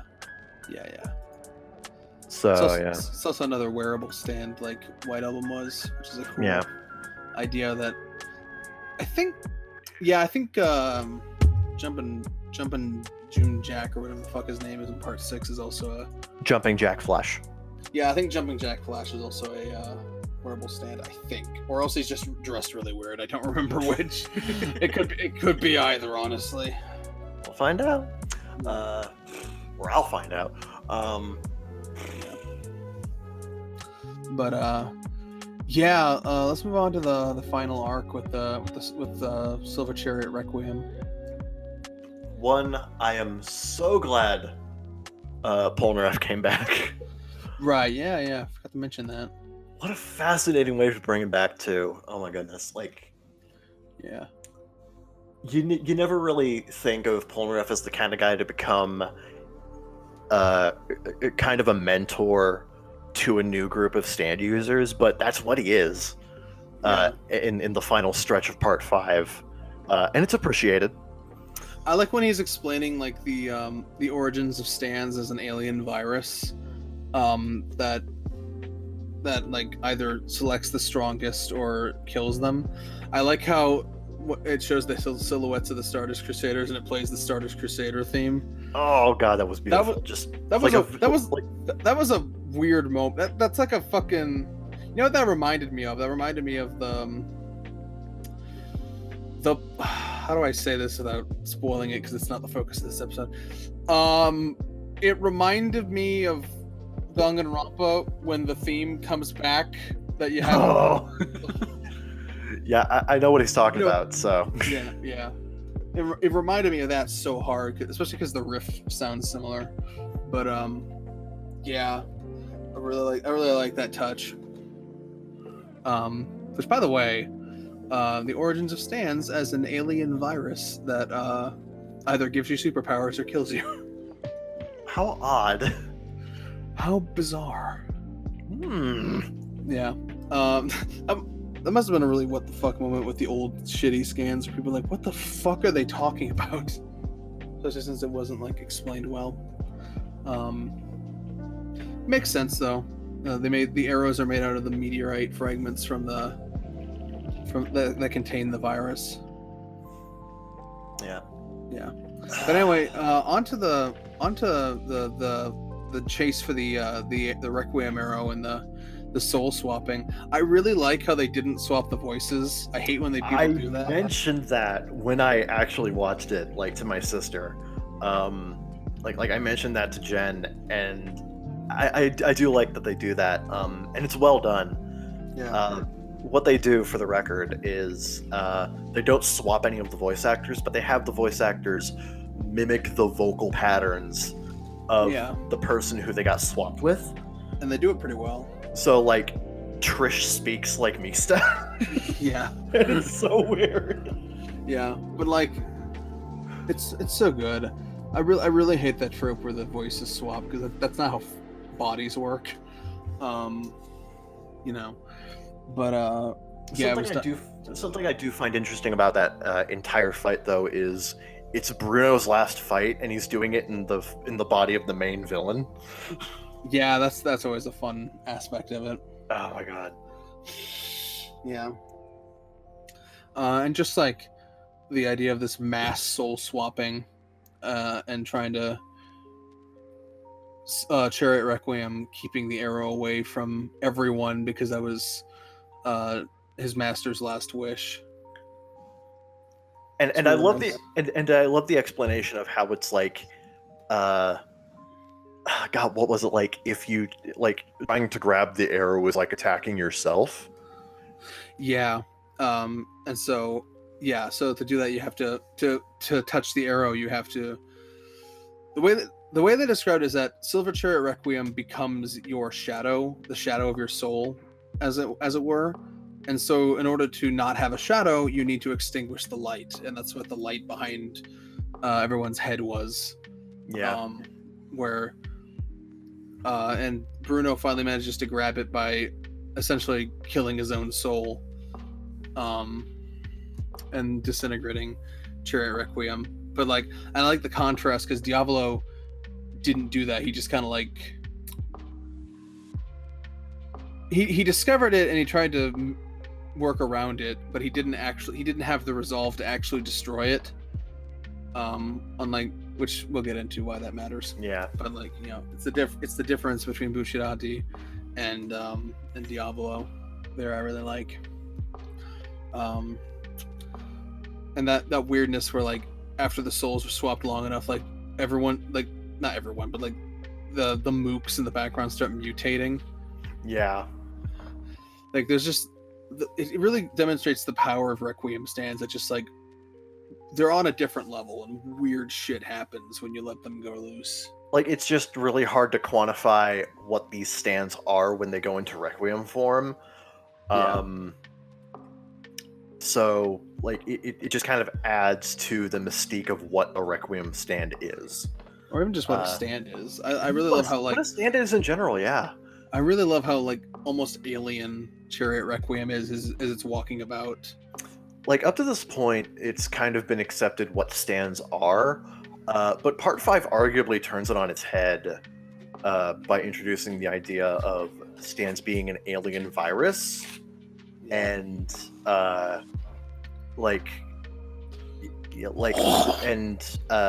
Requiem stands in general. Yeah, like it just adds so many more questions, and it's really interesting. Yeah, it makes you question this mainstay of like what you can even trust, because like it's a part of your psyche, but it's also this very alien thing. That's a fun thing. And then like we get to the ending with the beatdown and Gold Experience Requiem, which is one of my favorite scenes in anime. Oh really. My god, yes. So what happened is this is kind of something that Part 3 and 4 did as well, where the stand of the final boss impacts the opening. In Part 3, Dio stops time. Mm-hmm. In Part 4, Bites the Dust activates and it rewinds. Yeah. For Part 5, though, instead of skipping a section of the opening, we've actually been watching the skipped opening the entire time. Yeah. And we actually get to see the skipped time within the opening. Yeah. And for when Giorno receives Gold Experience Requiem, we're able to see him break through the stopped time, get his Requiem stand, and then deliver the beatdown to Diavolo, which directly transitions into the main episode as the end of that fight.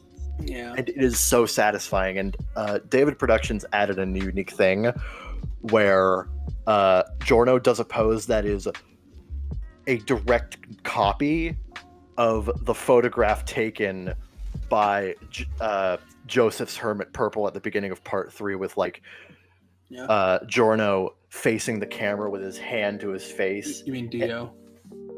Well, I'm saying that like this is right.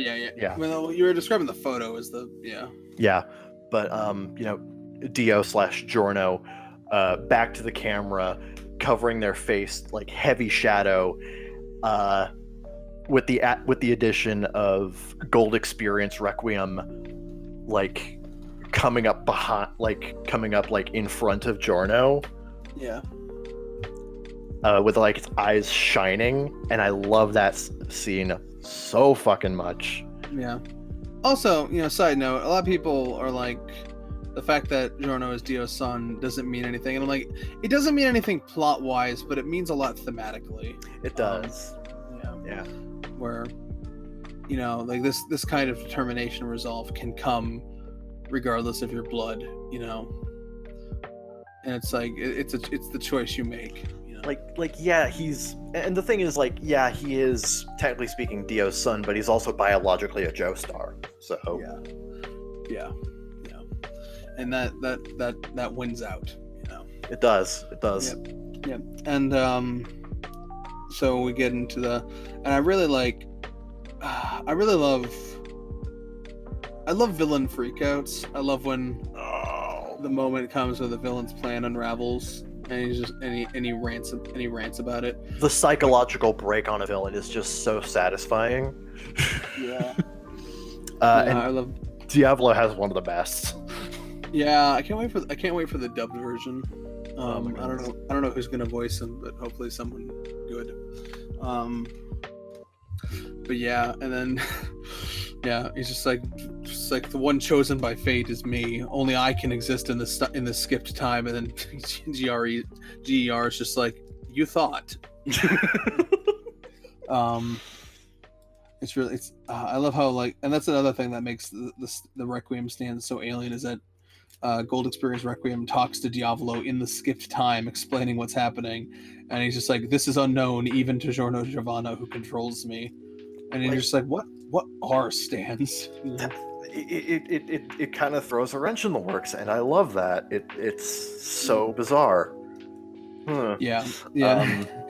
It's not even like when Spice Girl's talking to Trish, because that's like a part of herself reassuring herself. But like when GER is when GER is talking, it's like, who's actually talking here? Because it's not Giorno, and it's not a part of Giorno's psyche. It's just this thing, this entity that now exists that's telling Diavolo he is shit, and then the thematic meaning behind Diavolo's defeat. Yeah, you put it very succinctly in. I'm going to read this off directly. Okay. I mentioned. I mentioned like. My problem is how the fuck Gold Experience Requiem works, and you explained it pretty well. It removes the result of an action. So it's the direct counter to King Crimson's power to remove the time leading to a result. Yeah. And you replied, Diavolo believes he was above fate, chosen by it, but fate favors those with resolve, those who work hard and go through the process of improvement and growth. Diavolo spent his entire life oppressing others for his own gain, skipping the steps, skipping the process to get to the result. His punishment is to be eternally incapable of achieving results, at the hands of Giorno, who represents the resolve needed to overcome fate, which he does. As King Crimson showed, he should have died. Hell, so should Bruno even earlier, but they persisted and overcame what fate had set. The punishment for Diavolo being he can never reach the result, the truth of his own death. And he's just forever trapped. His mind is forever trapped in this endless loop of possible deaths that are never the truth. Yeah. It's horrifying. Yeah. But like kind of perfect as comeuppance for Diavolo. Yeah. And I like how because he can never have that satisfaction of knowing the truth. Yeah, I like how Giorno at the end is like, I don't know what happened to him, but I don't think we have to worry anymore. Always half a second before death. But like, I like that Giorno's just like, no, I think we're good. No, he's like, he's alive somehow, somewhere, but I don't think we have to worry. It's like, I don't know what GER did, but I think he saw to it that he's not going to bother anybody ever again. Yeah. And I really like that he gets stabbed to death by a drug addict of his own his own empire, and he's like, no, not like this, not by you. Not by I love not by that. someone my like goodness. this. Yeah. Oh, jeez. But yeah, I love that karmic sort of defeat that Diavolo goes through. Just his entire thing about, you know, skipping to the results. He can never do that. Like, he can never know the result of his own death. Is kind of like perfect, considering everything that, you know, informs his character up to this point. I don't think you could have done a better defeat for Diavolo thematically. Yeah. Of course, this does bring up the quote-unquote problem, I don't think it is one, of Gold Experience Requiem being massively overpowered. Yeah. But you mentioned it before, it's just really the hazard of having to hard counter King Crimson. Well, it's also just like people have this fucking DBZ mentality of like assigning power levels and trying to play game balance with fucking shonen manga, and it's like, this isn't a video game. They don't have to balance shit. Like, it's, you know, it's about what makes sense narratively and what, you know, what delivers the point you want to make, and this does. Is it fun to read? Is it fun to experience? Does it make sense in context? And, you know, does it, you know, adequately, or even more than adequately, express the themes and ideas that the creator intends in a satisfactory way? Like, that's really all that matters. Yeah. And this entire idea of, you know, like power balance and whatever is kind of missing the forest for the trees. Yeah. People don't. How do I explain this? People don't make stories for you to be like, well, what if X went up against Z? You know, it's like, who's gonna win that bout with their power levels? It's like, that's not, you know, and that, like, people do that because they're thinking of like badly written escalation in different series that happens that kind of forces you to think in that kind of box.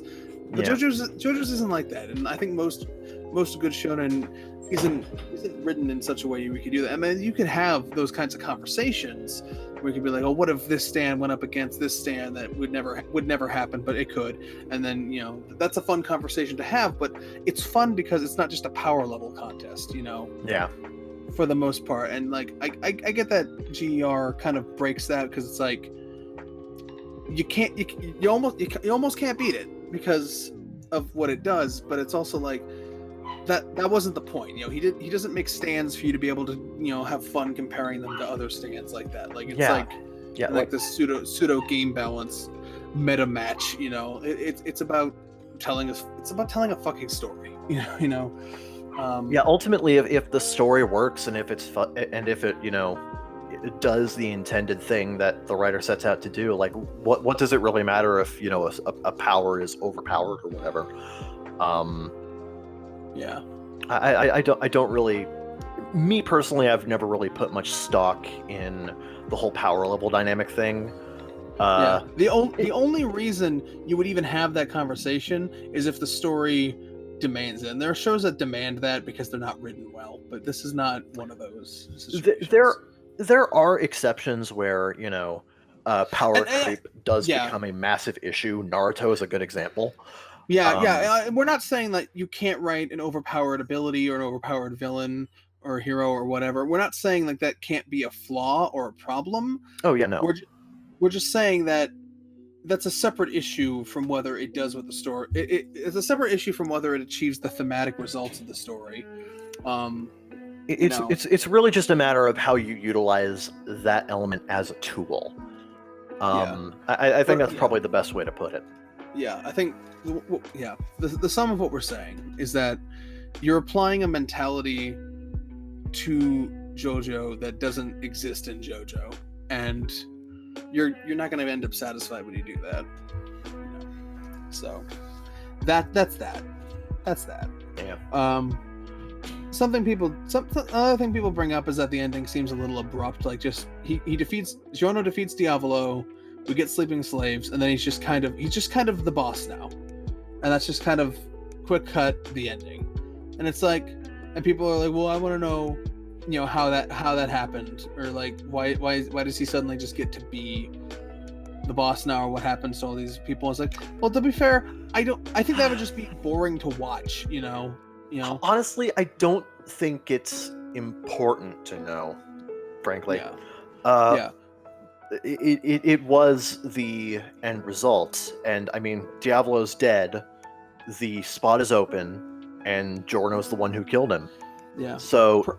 Purple Haze feedback explained. This is not from the manga. This is from Purple Haze feedback. A lot of people seem to think this is from the manga. It's not. It's from Purple Haze feedback. Okay. But Purple Haze feedback explains that nobody knew who the boss was. So when Giorno just stepped up and said he was the boss and presented, his ability, his power, and what his connections and whatnot, they kind of had no choice but to believe him. Which makes sense. Yeah, he basically slipped into the boss's position, taking advantage of the boss's own inherent weakness that nobody knew who he was. He's like, hey, all that purging that's been going on in the organization. Yeah, me. Like Diavolo couldn't defend himself even if he was there to do it. Yeah, which is funny because he's not even lying. He's not. Yeah. It's just the thing. Giorno's telling the truth, technically. Yeah, but that's from Purple Haze feedback. But in terms of the manga and the anime, it is kind of abrupt, where it's just like, and now he's the boss. But like the important shit was over. He needs to be shown as the boss to complete his story, to complete what he set out to do. But like the mundanities of becoming it after Diavolo's defeat don't matter in this context. Yeah. So it's like, there you go. Yeah, there you go. That being said, I think Purple Haze feedback, if there is one thing I really like about it, it does serve as a nice epilogue to Part 5, and I think Part 5 could have used a better epilogue. But, that's neither here nor there. So that's that. Yeah. Again, Part 5 has amazing highs. It's got its issues. We've spoken about them. A couple of really weak stand fights, especially the fucking shark fight. Baby shark, do. But I think you're really here for, if you're into Part 5, you're really into it for the thematic through line that it has. And you're in it for the more complex fights. I think I like the central cast, and I like the thematic narrative, and I like the intense stand battles, and I like the setting of the Italian countryside and whatnot. And Italy makes for a friggin' great setting for this part. Yeah. Also, the music is dope. Forgot to mention that. Oh yeah. There's so many little people. Everyone's like Giorno's theme, like, yeah, that's great. But like, there's also like, just little moments I love. Some of the like suspense music when like there's a when there's a more of a mysterious kind of scene. I really like that music. I really like some of the instrumentation of the fights. The music in that GR scene. Incredible. Oh god, yeah. Yeah. I also like how it does in small ways where we're like thematically appropriate. It utilizes like low, like very subtle or dark reprisals of like the Part 3 and 4 themes. Yeah. Like that always just kind of gets a little twinge of in my mind. I won't say nostalgia, but it's like I recognize that and it works for this scene. I know what that is. Yeah, essentially. But I really like that. I clapped when I saw it. Like on top of Jotaro and Koichi at the beginning, as well as Giorno having the muda kiai. It helps to, and of course Polnareff at the end. It helps to better integrate Part 5 into the overarching narrative of JoJo. To have like these musical references to the previous two parts. Yeah. I really enjoy that. Yeah. it's a nice little addition that a lot of people are gonna kind of it's gonna slip some people by, but I noticed and I really appreciate it. Yeah. In terms of the music.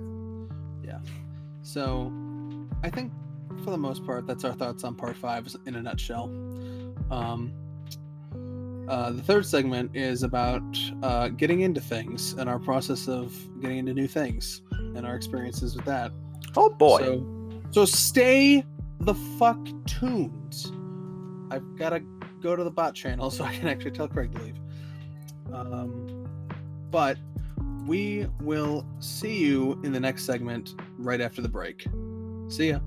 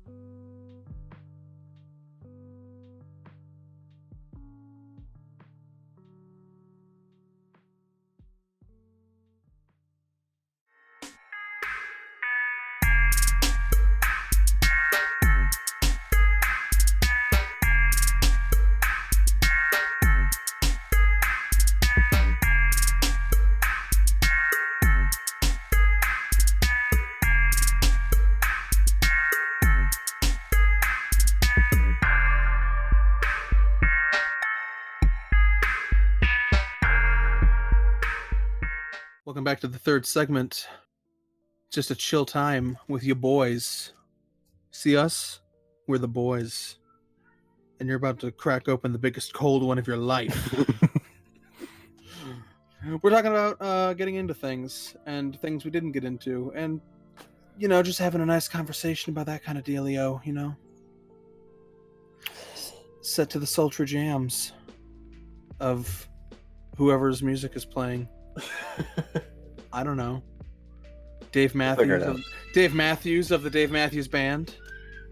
It's a possibility. It's more likely than you think. Is he dead? Oh my god. Can the babies stop crying right now, please? I'm trying to play them some Dave Matthews to soothe them to sleep. Maybe that one. I'm gonna Google that. Is Dave Matthews dead? Dave Matthews of the Dave Matthews Band fame. You may recognize him from the Dave Matthews Band.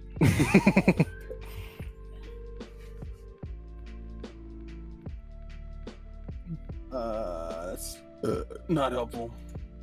Damn it. Okay. No, he's alive. He's only 52. Okay. Nobody cares. Getting into things. Yeah.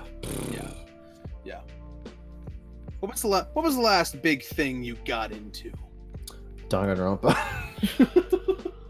You should get into more things more often. I should. Like really big. Yeah, I probably should. Like mass. Like. I don't want to burst your bubble, but that was 2.5 years ago. Oh no, I'm perfectly aware of how long ago that was, sir. Yeah. Help.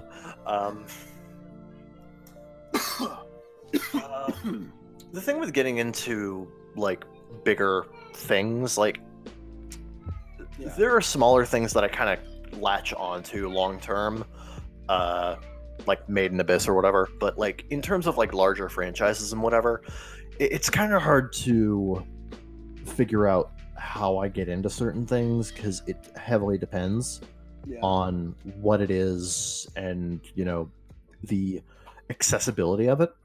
That's true. I think it boils down to, generally speaking, 3 things, which is time, commitment, and accessibility.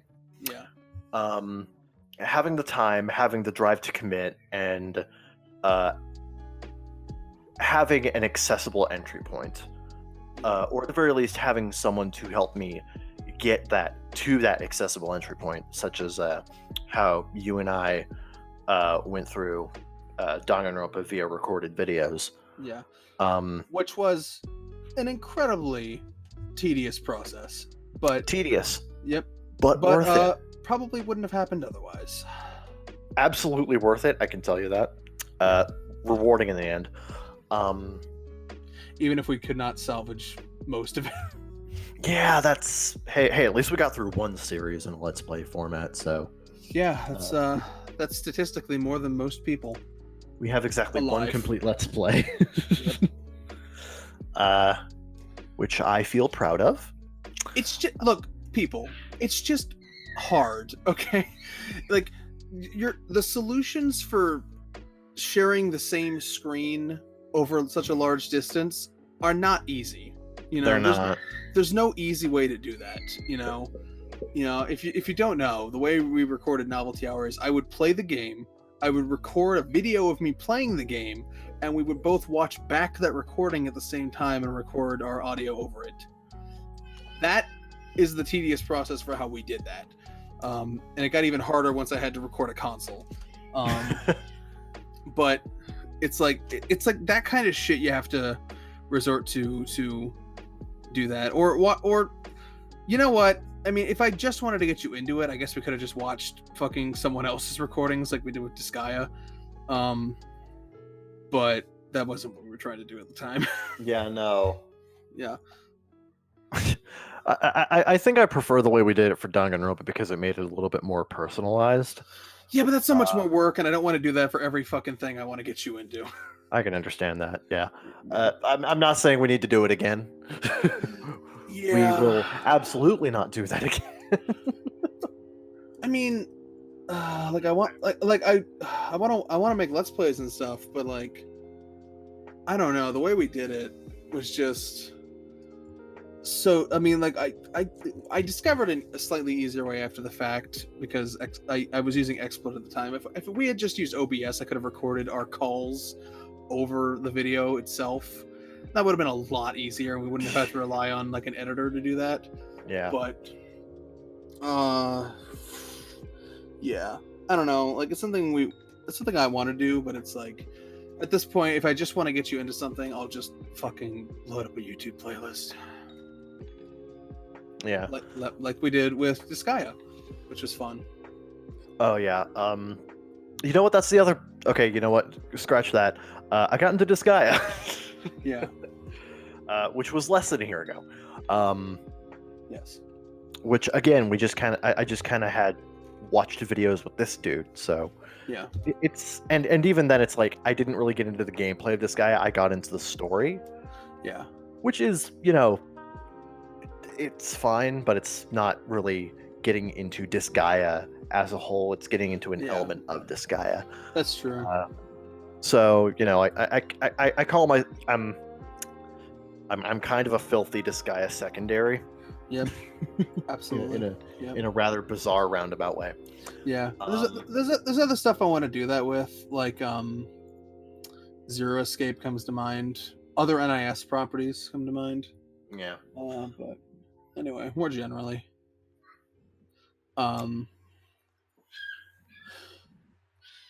So like it's always kind of difficult because I never remember how these things start, because for the most part sometimes it happens organically. As something happens, like me and Danganronpa happened organically. I was there from the very beginning, from the first time I saw a fucking Siliconera article about, hey, this new thing's announced back in like late 09, early 010. 010 is not a thing, but early 2010. And then like seeing it, going through the Something Awful forum, Let's Play post by post, which was a very different era. That's right. This guy's part of the OG generation of Danganronpa fans. Yeah. I'm the original generation. I have I've been into this franchise longer than some people have been eating solid food. So, just throwing that out there when you feel like disagreeing with me about anything. But so sometimes it happens organically that you're there for every installment that comes out, and you've been through it, and then sometimes you're playing catch up, like getting into JoJo was in a way playing catch up because there was JoJo God, technically speaking, I was with JoJo from the beginning, but in like a belated fashion. I was there from I the beginning. imagine you weren't alive in '87. I was there from the beginning of the anime. Right. Like the anime was bizarrely a matter of an entire like nation's subculture catching up on this one thing. Yeah, that's a interesting scenario. Oh god, that was so weird. But you know, it kind of interestingly, the JoJo anime helps to illustrate my point of accessibility, Yeah. having that accessible starting point. For a lot of people, JoJo was like a little bit more prohibitive to get into. Like, you know, there's all these different parts. It's so long. It's so much to read through.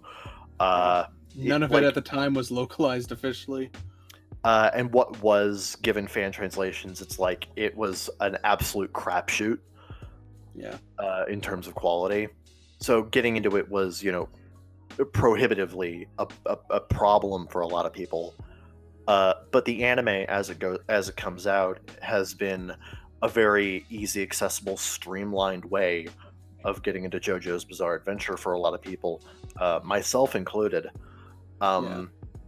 So that does help to illustrate my point of it's important to have, at least for me, that accessible starting point.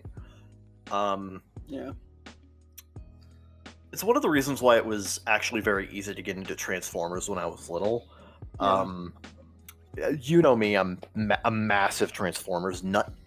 So I got into Transformers pretty easily as a kid because I started with Armada, which is like probably the most G1 of the non-G1 Transformers. It's so funny how I don't know what that means, and yet I do. Yeah. What a nebulous feeling. And you know, I went from Armada to the 1986 movie to the Generation 1 cartoon. Like my introduction to Transformers was all over the goddamn map. But, you know, it helped I had that introductory that one introductory door into the franchise, that accessible point. I want to so that I could just branch out from there. I want to say that I think my intro to Transformers was probably it's probably like snippets of Armada Energon when I was younger. But then mostly the first Bay movie and then animated after that, and then I've seen at least I've seen all of animated, I've seen all of Prime, I've seen pretty much the first season of Robots in Disguise, and that's it. And I played some games, and that's kind of my experience with Transformers. But I think it was mostly the Bay movie, I think, actually. Yeah, the Bay movie was, you know, something funny about the Bay movie is it's not a good starting point, but it gets you at least into the idea of, hey, giant robots that transform. It gets the basics down, and I think that's the important thing for a lot of people. Also, as much as, you know, a lot of G1 fans and older fans tend to dog on the first movie as well as just the Bay movies in general. Also newer fans. Also people who've never seen them. Also my grandmother. You know, as much as people dog on the Bay movies, they have, for better or for worse, they've heavily influenced general Transformers lore. The concept of the Allspark didn't exist before the Bay movie. Yeah. And that's just kind of an integrated part of Transformers lore now. And nobody bats an eye at that either. They're just like the Allspark is like, yep, that's a thing that exists. Yep. You know? And we can thank Michael Bay for that. Yep. It also like made it. It was definitely a franchise before the Bay movies, but I feel like it wasn't as big as it was until that first movie came out. I feel like. Yeah, I can agree with that. Like, I think up to that point, the biggest part of Transformers kind of went through like multiple transitional periods. There was Generation 1, where it was like the highest rated, you know, kids program at the time. there was Generation 1, but the popularity kind of tapered off after the movie came out and bombed in theaters. Yeah, fun fact, the first Transformers movie from 1986 bombed.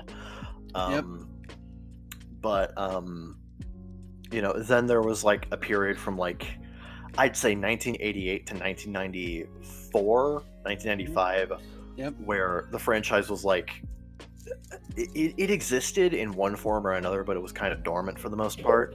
Yeah. It mostly just existed as a toy line. There was no fiction to really ground it, aside from like some tie-in Marvel comics. Yeah. It wasn't until 1996 with Beast Wars that there was another resurgence. Yeah. But that really only lasted 3 years, because it tapered off again after the third season ended. Beast Machines was not popular. I think the point is that like before Transformers movie, it was kind of spotty. It would come in and out of the limelight, you know. After Transformers movie, I feel like there's always consistently been Transformers stuff happening. I can agree with that. Yeah, like it's given the Transformers brand a lot more visibility in mainstream pop culture than it had in previous decades. Yeah, I feel like more persistent visibility. Yeah, without it, I feel like it would have gone the way of like TMNT or like Thundercats, where like people know the name, but they don't know a whole lot about it. You know, everybody knows TMNT. They don't, but not everyone knows anything about it. You know, some people think Raphael's the leader of the group. I mean, come on, even Vanilla Ice thinks that. No, that was whatever. Don't you sass me. Am I really going to get into the specifics of which shitty 90s Ninja Turtles live action movie song he's referring to? Am I really going to do that? Yes, I am. No, I'm not. Raphael, he's the leader of the group.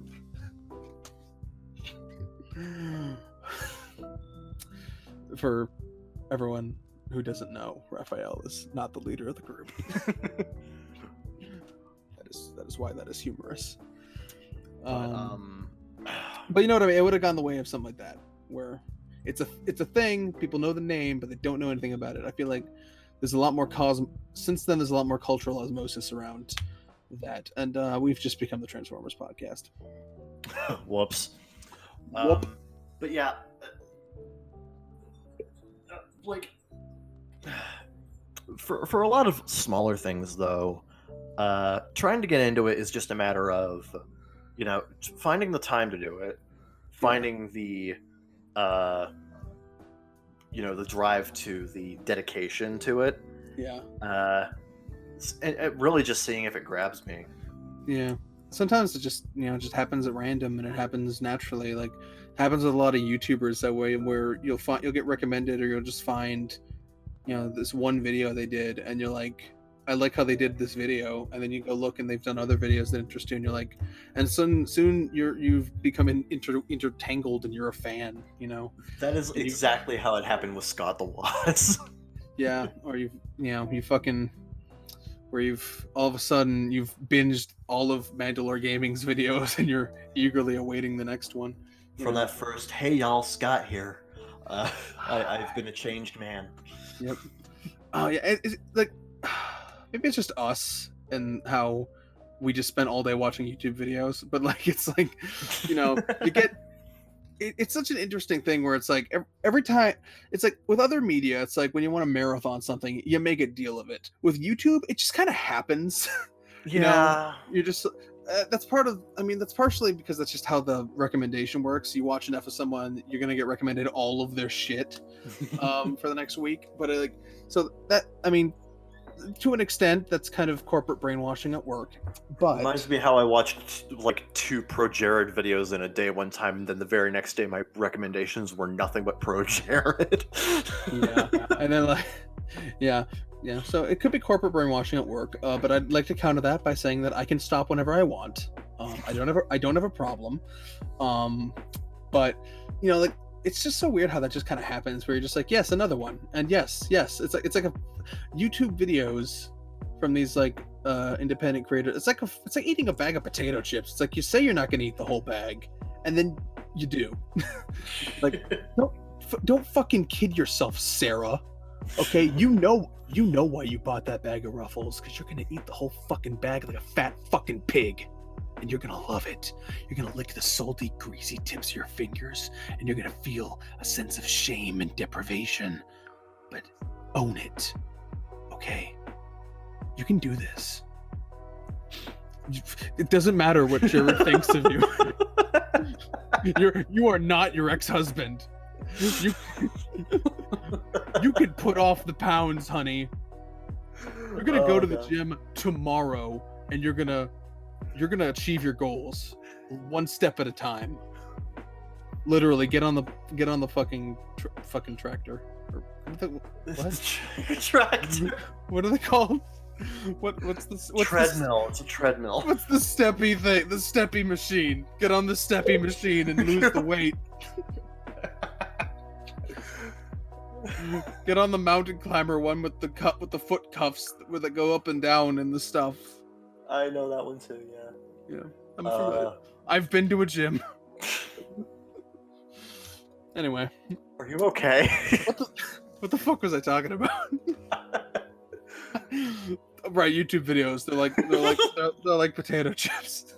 That might be your title. Okay. Noted. All right. What? Okay. Switching gears from whatever that was. What are things that you feel like you should be into, but you're not, and you feel bad about it? One that like I wish I could get into is Yu-Gi-Oh. Yeah. Really wish I could, because it's something that you're into, and I can tell that there's a lot of story elements, a lot of characters, and a lot of ideas that I would find appealing in Yu-Gi-Oh. But I just didn't grow up on it the way you did, and I was never really especially deep into it. I kind of had little moments kind of prodding at it here and there, but I never really dedicated to it, and it just slipped me by completely. And it's a little late to get into it now. It's possible, but it is a commitment. Here's the thing. Here's the thing about Yu-Gi-Oh is that there's a lot of it. First of all, there's a lot of anime out there. We're at almost 1,000 total episodes. Episode like 27 of Series 7 is going to be like the 1,000th episode of the Gallop series. Not counting the Toei anime. If you do count the Toei anime, we're already at 1,000. But only idiots do that. So stop. It is a completely different continuity.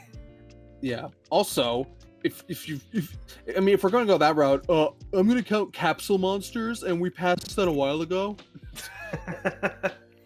It's like, look, if you actually count Capsule Monsters, there's a problem with you. Frankly, that doesn't even fit anywhere. It's like, where in the story of DM are they just going to take a random trip to India? Come on. Come on. Even I'm like, Capsule Monsters? Really? No, okay, that was an exaggeration. Nobody counts Capsule Monsters. I'm just saying, if you're going to count the Toei anime, we might as well count You might as well count Capsule Monsters. But so yeah, there's a lot of things in it, and I guess like it is separated into quote unquote parts, but like there's more interconnectivity, at least early on. It's more like thematic and like recurring elements that you benefit from being aware of, but the big thing is you have to be into the game at least somewhat, because that's a large percentage of Yu-Gi-Oh's runtime is duels.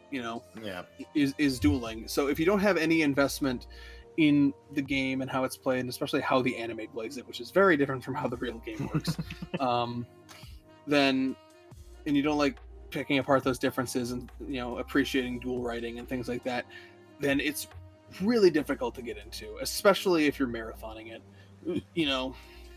You watch it week to week, it's probably more tolerable. I know like a lot of people. I suspect there are a lot of like Tumblr Fujos that are into Yu-Gi-Oh! That if they actually had to marathon it, like legitimately and not like skip around, probably wouldn't be into it as much because it is a large amount of screen time spent on duels, which they may or may not be into. And I'm not saying girls can't be into card games. That's not what I'm saying. I'm just saying these specific ones probably aren't, you know. I hate having to make nuanced points. But yeah, so you got to get some investment in the game, and the game itself is it's complicated. It's teachable. You know, if you wanted to learn it, I could teach you, but that's the thing about Yu-Gi-Oh! Is that it's almost 2 commitments in one. Yeah. So that's like you got to commit to the game, but you also got to commit to the story, and that's kind of a separate thing, but they're intertwined, and you know. Yeah. And I mean, to be fair, I don't play the game as much as I used to. That's mostly because YGO Pro fucking broke. But but I still know how it works. You know, I still have that fundamental understanding, and I follow the trends, as it were. So I know the things. That what's important is that you know the things. You know. Yeah. So you know when someone says they overlay 2 level 4s to Xyz summon Utopia, you know what the fuck that means. You know.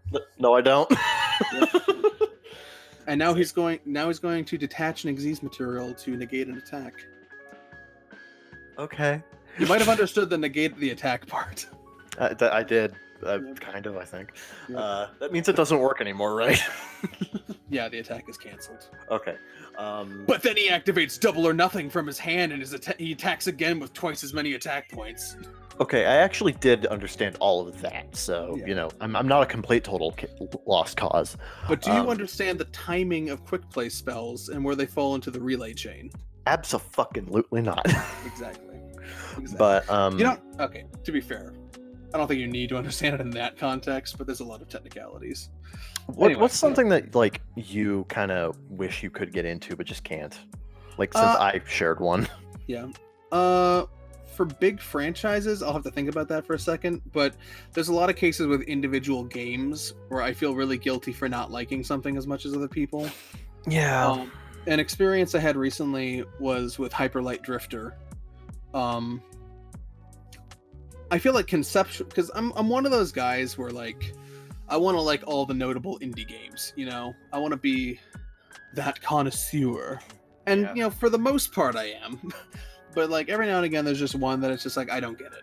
And Hyper Light Drifter was kind of to an extent, because I had fun with it. I played half. There's 4 quadrants in the game. I beat 2 of them, so I played about half the game. Not really super diligent in secret hunting or anything, but I played about half the game.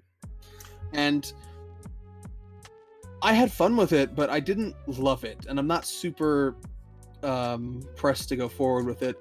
And I love this. I like the style of it. I like the music, and I like the pixel art and all that. Yeah. It's just the design is too open and vague. I don't like having to look up where to go all the time. And I don't like having to walk around. I don't like having to run around the same areas over and over, trying to figure out what I missed. I mean, a little bit of that is fine, but like when I keep hitting brick walls. And because of the perspective, I think a fucking pathway is actually a wall because the camera doesn't go far enough. And I'm a fucking dumbass, and I just had to walk forward. You know, when that shit happens, and I hit a wall for like an hour trying to figure that out, and then I have to look it up and a YouTube tutorial. It's like that just kind of ruins the game for me. And the other thing is that I don't love how it controls, because I swear the controls intentionally just miss input sometimes, because you're playing as technically a dying character. He's like from the beginning he's like terminally ill. Yeah. So I feel like sometimes they just skip inputs, and I get it, but that fucking because this is actually a pretty difficult game, that fucking infuriates me that when my inputs are just not acknowledged in critical moments. Like, I just hate that so much. You know, I get it, but I hate it. Yeah, that doesn't sound good to me. It's like there are games where that works, Like there are segments of like Red Dead Redemption 2, for example, where like Arthur is heavily injured or like drunk or something, where like the controls aren't as responsive. But here's the thing: at no point does the game just ignore your inputs. It doesn't just blatantly be like, you did not press that button. It never fucking does that. And also, those segments are small stretches of a bigger game. They're not the entire experience. You know, I feel like, you know, I feel like for any other game, I feel like if there was just a mechanic where like sometimes your inputs are just not recognized, everybody would fucking hate it. But I guess for Hyper Light Drifter, it's supposed to add something to the experience. But for me, it just made it more frustrating. You know, since you mentioned video games, I'm going to stop you there. But since you mentioned video games, there are two, specifically because of you, that I feel bad I haven't really gotten into. And that's Persona and Hollow Knight. Yeah. And the reason is mostly just because, well, in the case of Persona, it's not what I was looking for out of a JRPG at the time. And I just kind of moved on to other things that were kind of within my wheelhouse at the time. I don't know what you mean by that, but go on. That one's hard to explain, really. But yeah, Persona wasn't really what I was looking for in a JRPG at the time. He's talking about Persona 4, by the way, specifically. Yeah, Persona 4 Golden. Yeah. Or the Golden, if you don't speak English. And don't know how the word "the" works. But yeah, P4G I wasn't really able to get into. I played like 5 hours and just kind of stopped. Hollow Knight, I really tried. Like, that one I tried hard, and I do like it. I think it's got great gameplay. I really enjoy the world design. You know, the Metroidvania design of it. You know, I think it's got a marvelous atmosphere. It's got some of the best, you know, feel to its world and its overall aesthetic that I've ever seen in a game. Yeah. The problem is just I got into it at the wrong time. Yeah. It just wasn't really something that I felt really comfortable getting into at the time because it was a stressful time, and that sort of very kind of dark, melancholy, moody tone, very, very downbeat tone that Hollow Knight has wasn't really what not really what I needed at the time. Yeah. I actually do want to get back to it sometime in 2020, so look forward to that. Yep. Hopefully before Silksong comes out. Yeah. Because, you know, I want to play Hollow Knight, but then I want to move on to Silksong. It's not a matter of I don't like Hollow Knight or nothing about it grabbed me. It grabbed me. Yeah. But it's just about the time that it grabbed me. Yeah. Man, that sounds weird. It grabbed me rather rudely, in fact. Jesus. Please. Just inappropriately timed grabbing. Please show me on this anatomically correct doll where the video game touched you. Damn, Team Cherry, fucking grab hands much. Jeez.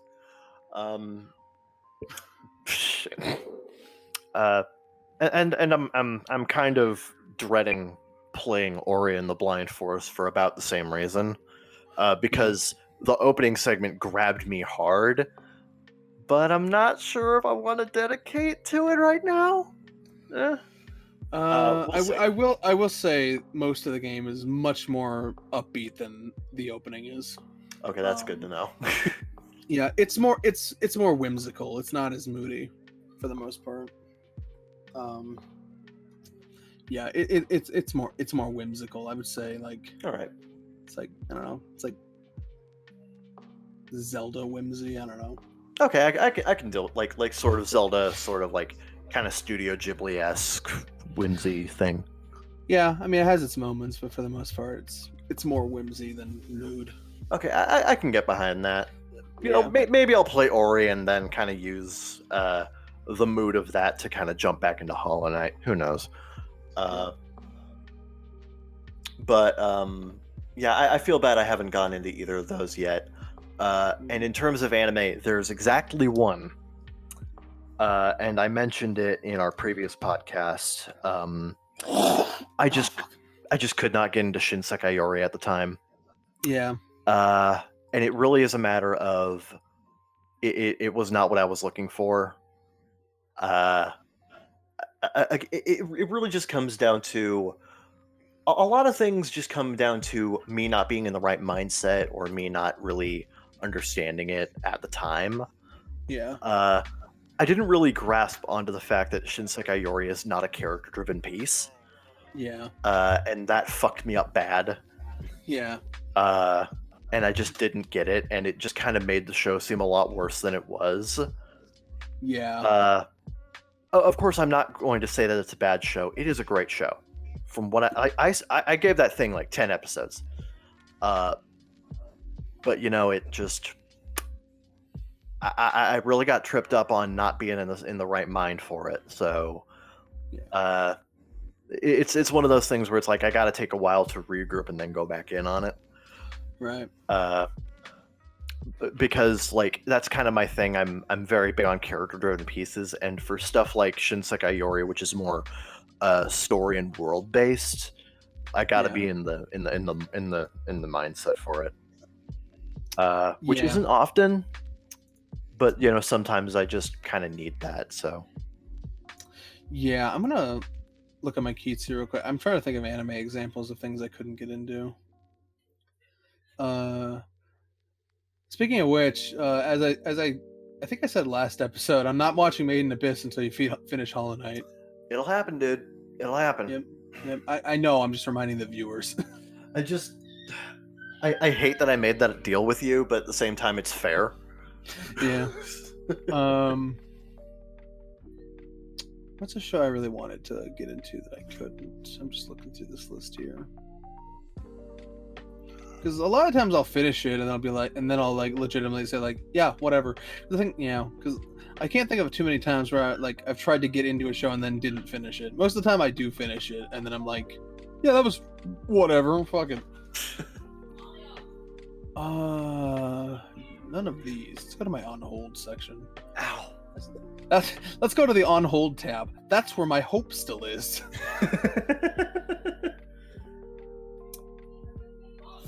I may eventually get to these. Yeah, daily reminder, I didn't actually finish the rewrite anime. Which is insane, by the way. You know, if you knew me at the time and how obsessed with rewrite I was, and still kind of am, like, it should really say something about that anime that I didn't even feel the compulsion to finish it as it was airing. Zeke did not like that anime. Yeah, that's another thing. I'm trying to think of how to get Kevin into his rewrite. I mean, I tried once, but we kind of bailed on that for Danganronpa.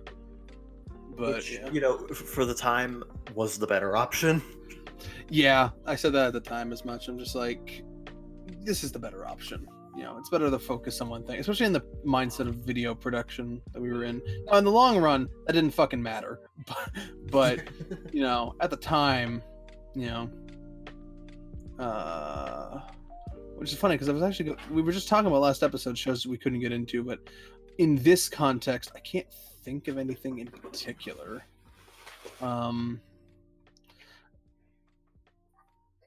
Because usually it's just kind of a thing where it's a lot easier. Usually, if it's like a thing where I feel pressured into getting into it, and then I do, and I'm just like, it's not for me. Yeah. Like usually, I'm pretty resolute in that feeling. In anime, there's not a whole lot of times where I feel guilty about not liking a thing. Because usually it's a very clear, this is not for me. It's not like, because I feel like games are more complicated, where like there could be aspects of it that you really like that, but there's other aspects that just hold you back and stuff like that, or just it's just a whole fucking thing, you know, like man, what's something I actually want to get into? I've always been fascinated and wanting to get into Kingdom Hearts. Is definitely that's definitely an ordeal, you know. Even and to be fair, they've made it about, if you have a PS4, they've made it about as easy as possible.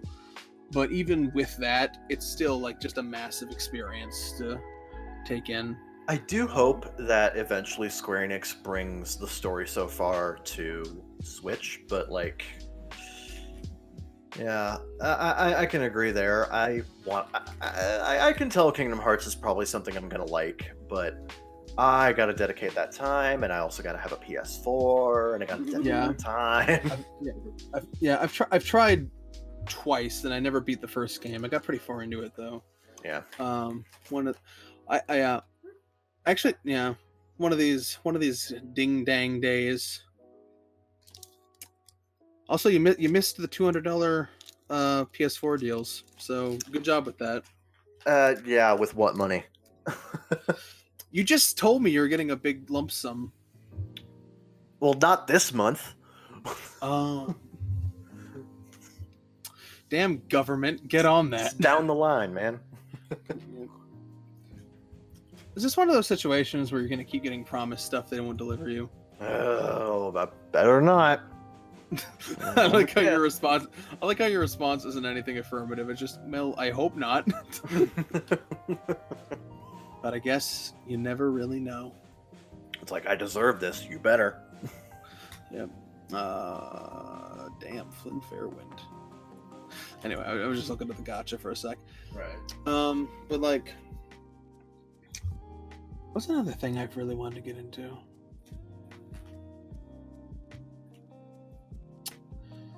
Games wise, usually like anything that has like a ton of history behind it. The other thing is like there's a bit of a there's a cultural sort of stigma, I guess, which I perpetuate very often. Yeah. Against like, you know, secondaries, you know, where it's like sometimes it's hard to get into a thing just because you don't want to be the guy who's new to the thing. You know? So sometimes it's about finding the right people.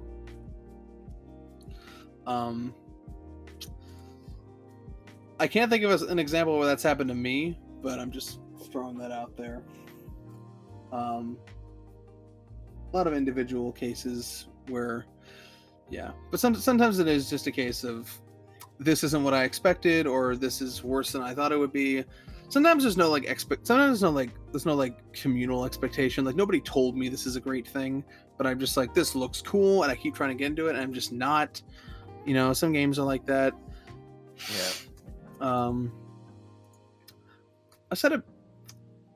I've tried so many times to try and get into MMORPGs. Yeah. And I just kind of bail on them a few hours in.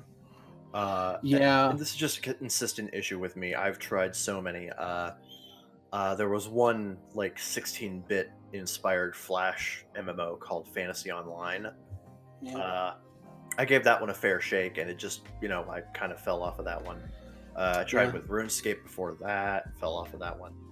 I played World of Warcraft on and off for 6 years. I will say this, and this is why I don't play it anymore, is that MMOs are games for people who don't play a lot of other games. Yeah. They demand so much of you and your attention, not even just playing them, but being part of the community that plays them. Yeah. And like going through the wikis and like knowing all of the meta game stuff, and like just the amount of attention those MMOs demand of you. It doesn't leave a whole lot of time for other games. So if you're the kind of person that plays a lot of different games, they're not really for you. And that's kind of why I don't play WoW anymore. If I, you know, and yeah, you know, if I had like, if somebody wants to extend the fucking, if somebody slowed the Earth's rotation and gave us an extra 6 hours in the day and told me I could only spend those hours playing WoW, I probably would.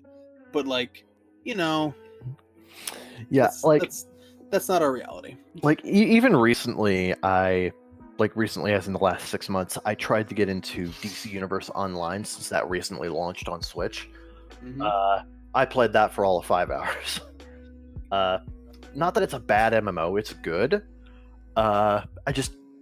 There's something about it that doesn't really feel especially rewarding to me, probably because in general I value the single player experience a lot. Yeah. Yeah. I think that's my thing. Like in terms of gameplay, I value the single player experience far more than I do a community driven experience. Which that's a me thing, I'll admit, but Yeah. that's just how I came. And well, I mean, power to the players. and MMOs just don't quite do that for me in terms of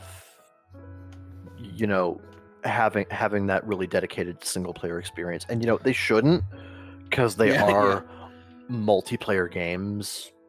Yeah, but it just doesn't appeal to me. So that brings up an interesting point of sometimes it's hard to get into things because they're very similar to other things you're into, but they're either not as good or they're good in different ways that don't appeal to you. For example, when I was playing World of Warcraft, I would try to get into some other MMOs at the time, like Lord of the Rings Online or Dungeons and Dragons Online, which I played for a little bit. That game was cool. That game had a narrator in an MMO. That was actually pretty cool. Ooh. Yeah. But like I didn't stick with them because they didn't have like the features of WoW or the content delivery of WoW or just even the community of WoW. That's kind of why there was never really a WoW killer aside from WoW itself, which is somebody's going to write that. Trust nobody, not even yourself. That's fun. Somebody's going to make that fucking documentary one day where it's like the people always talked about the WoW killer. What MMO was going to be so great that it was going to bring down World of Warcraft? And the answer is World of Warcraft. I would almost argue that the real WoW killer was just time, Yeah. Because there comes a point where like you've made so many changes over the years that you've alienated a lot of people along the way, which is not like an intentional thing. It's just like a natural process. And eventually, like your game gets old and like it's hard to market it anymore.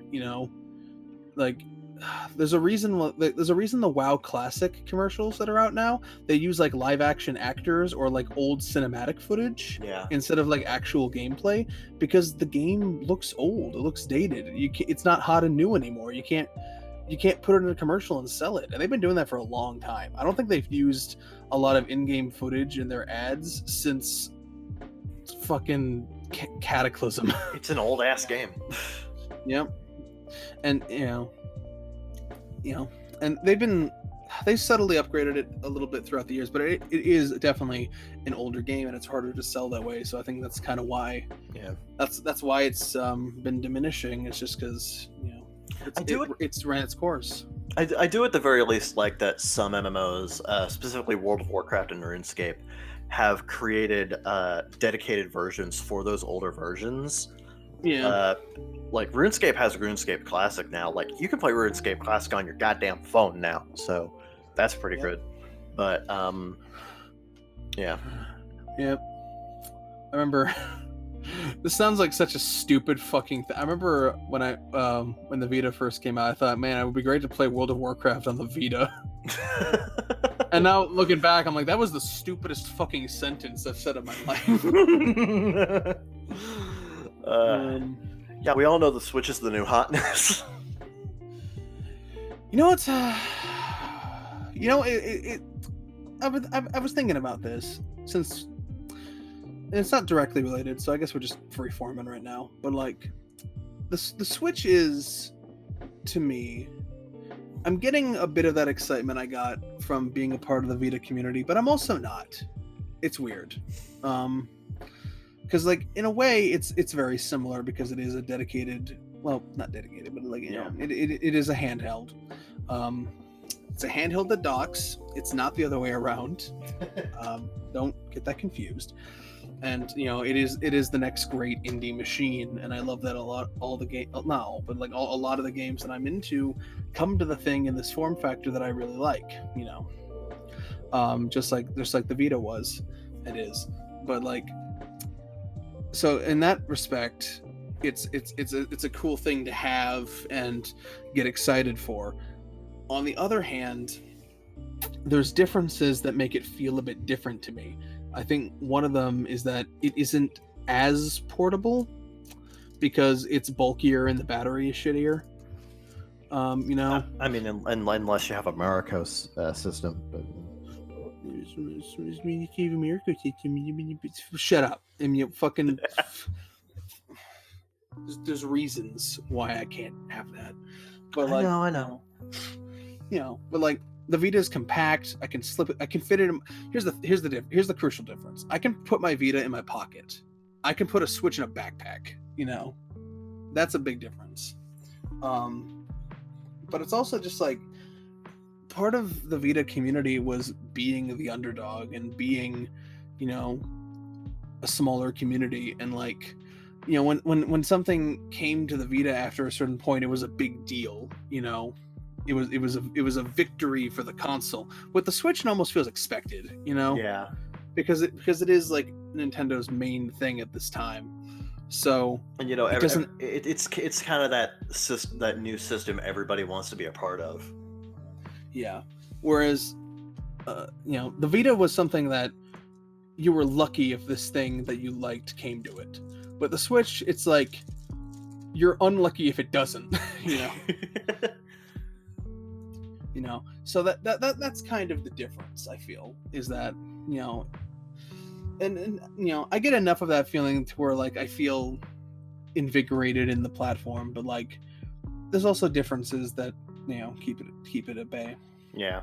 You know, just, you know, that's a really fucking first world problem kind of feeling. But like, yeah. my entertainment slab is not giving me the distinct nebulous impressions that former entertainment slab did. You know, It is what it is. yeah. Also, the technicality of it, you know, the fucking Joy-Cons, they get in the way. You know, when I feel like I have to handle my analog sticks with such care, that kind of it gets in the way of my enjoyment a little bit, even if subconsciously. You know what I mean? Yeah. I can get behind. Yeah. Yeah. There's some third party options, but there's not like a perfect third party solution yet, and it's like this barrier between me and the experience of playing it is like, it's not a huge issue in the moment to moment, but like subconsciously it just kind of gets to me. I never had that with my Vita, you know. I never had to like worry that my sticks were gonna fucking drift, you know. Fucking 7 years later, you know, this thing, and there have been times where I haven't used it for a while and this thing has been caked in dust. Sticks still don't drift. Still fine. Yeah, there's nothing wrong with it. Fucking what's up, Nintendo? Yeah, it's like it's a frustrating thing, especially because like everyone's bitched on this, but like they should not have put out the Switch Lite until they fixed the fucking stick problem. They really shouldn't have, because it's just it's kind of cursed the Switch Lite as well. Yeah. Yeah, it's I don't, even if I could hack it, I don't want a Switch Lite right now, because it's like you've taken away my ability to use third-party options for control, but also like if I want to repair the thing, I have to disassemble the entire fucking console or send it to you so you can disassemble the entire fucking console. Yeah, you know. For the record, Jen over here knows how to disassemble a Switch Joy-Con and replace the stick. So, nice humble brag, bro. Anyway, you know, if you want to fix your Switch, yeah. No, seriously, Get a business. Not enough people know. Anyway, I want to be seeing those things. But anyway, yeah, like they should have absolutely fixed that issue before they made the Switch Lite a product. Yeah, it's so fucking baffling to me that they didn't. That's disappointing. But garbage. Yeah. Anyway, wow, this did not go the way we expected for this conversation. You know, what about the way I expected? Okay. I told you, it's chilling hours with the boys, you know, and that means like an analog stick, we're gonna drift from topic to topic. But this is good drifting. Yeah, this is good drifting. You don't have to drifting. Yeah, don't send us in for a refurbishment. We don't need it. We is who we is. This podcast is working exactly as the manufacturer intended. Exactly. Do not adjust your screen. Should throw up a fucking creepypasta, as I said. Oh, actually, speaking of that, the other thing I got into somewhat recently was SCP. Oh, right. How'd you get into that? I got into that mostly through the channel called The Vulgan. He does dramatic audio readings of SCP files and tales and stuff. He's an amateur voice actor, and he does dramatic readings, and he does the voices, and he does like effects and stuff. And it's all very polished and a nice, easily consumable format. And like that. I mean, that was the thing that what really got me into it is that he has a 35-minute video explaining everything you need to know to get into SCP. Yeah, which is, I mean, almost cheating, but like, explaining what it is, the history of the culture and the site, all these terms you need to know, and stuff like that. And I watched this video, and he lays it out so well. And to be fair, he's doing a narration of someone's Reddit post. Yeah. But whoever deserves the credit for that. It's a team effort. But through just having someone to guide me through the process of learning about it, I realized this isn't as daunting as I thought it was.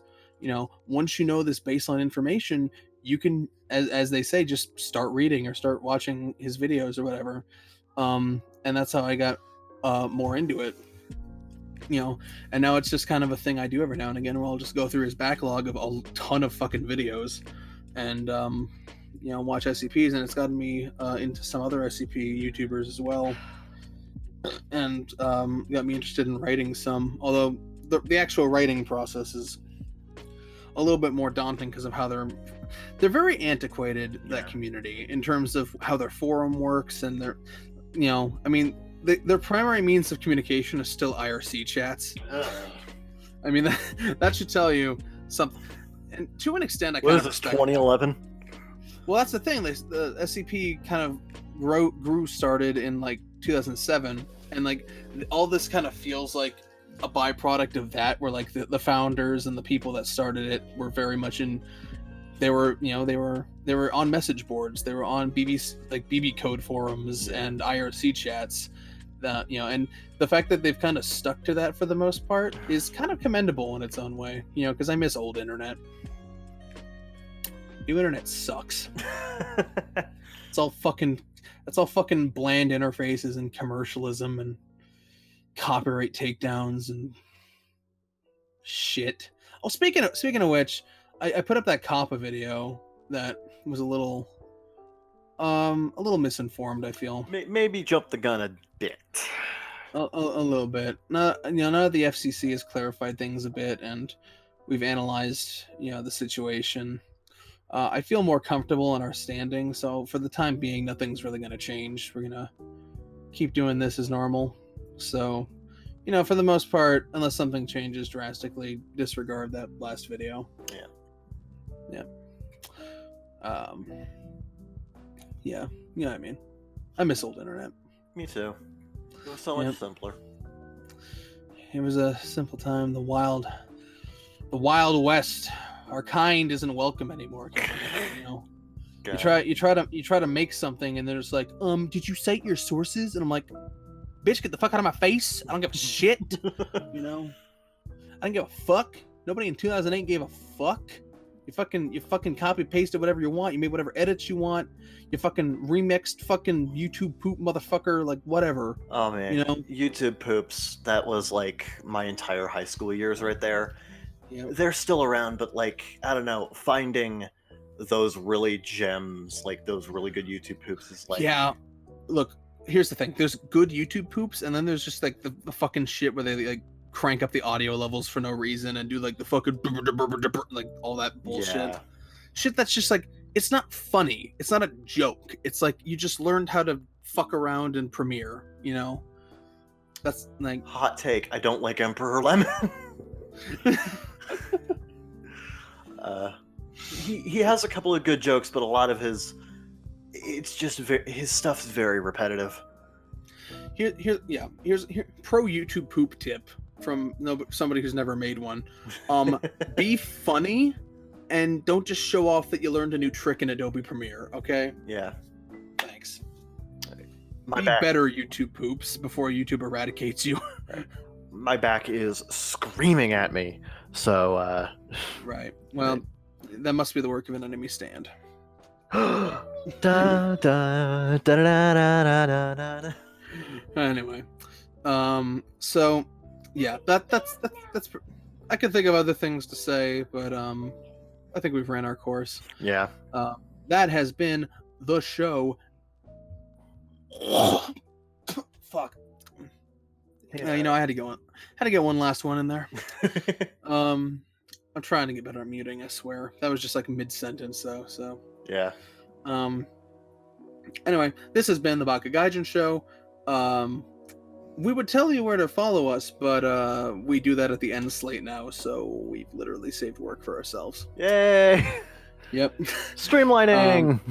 Yep. Hope you enjoy. I hope you continue to enjoy the new format. Let us know what you think in the comments below.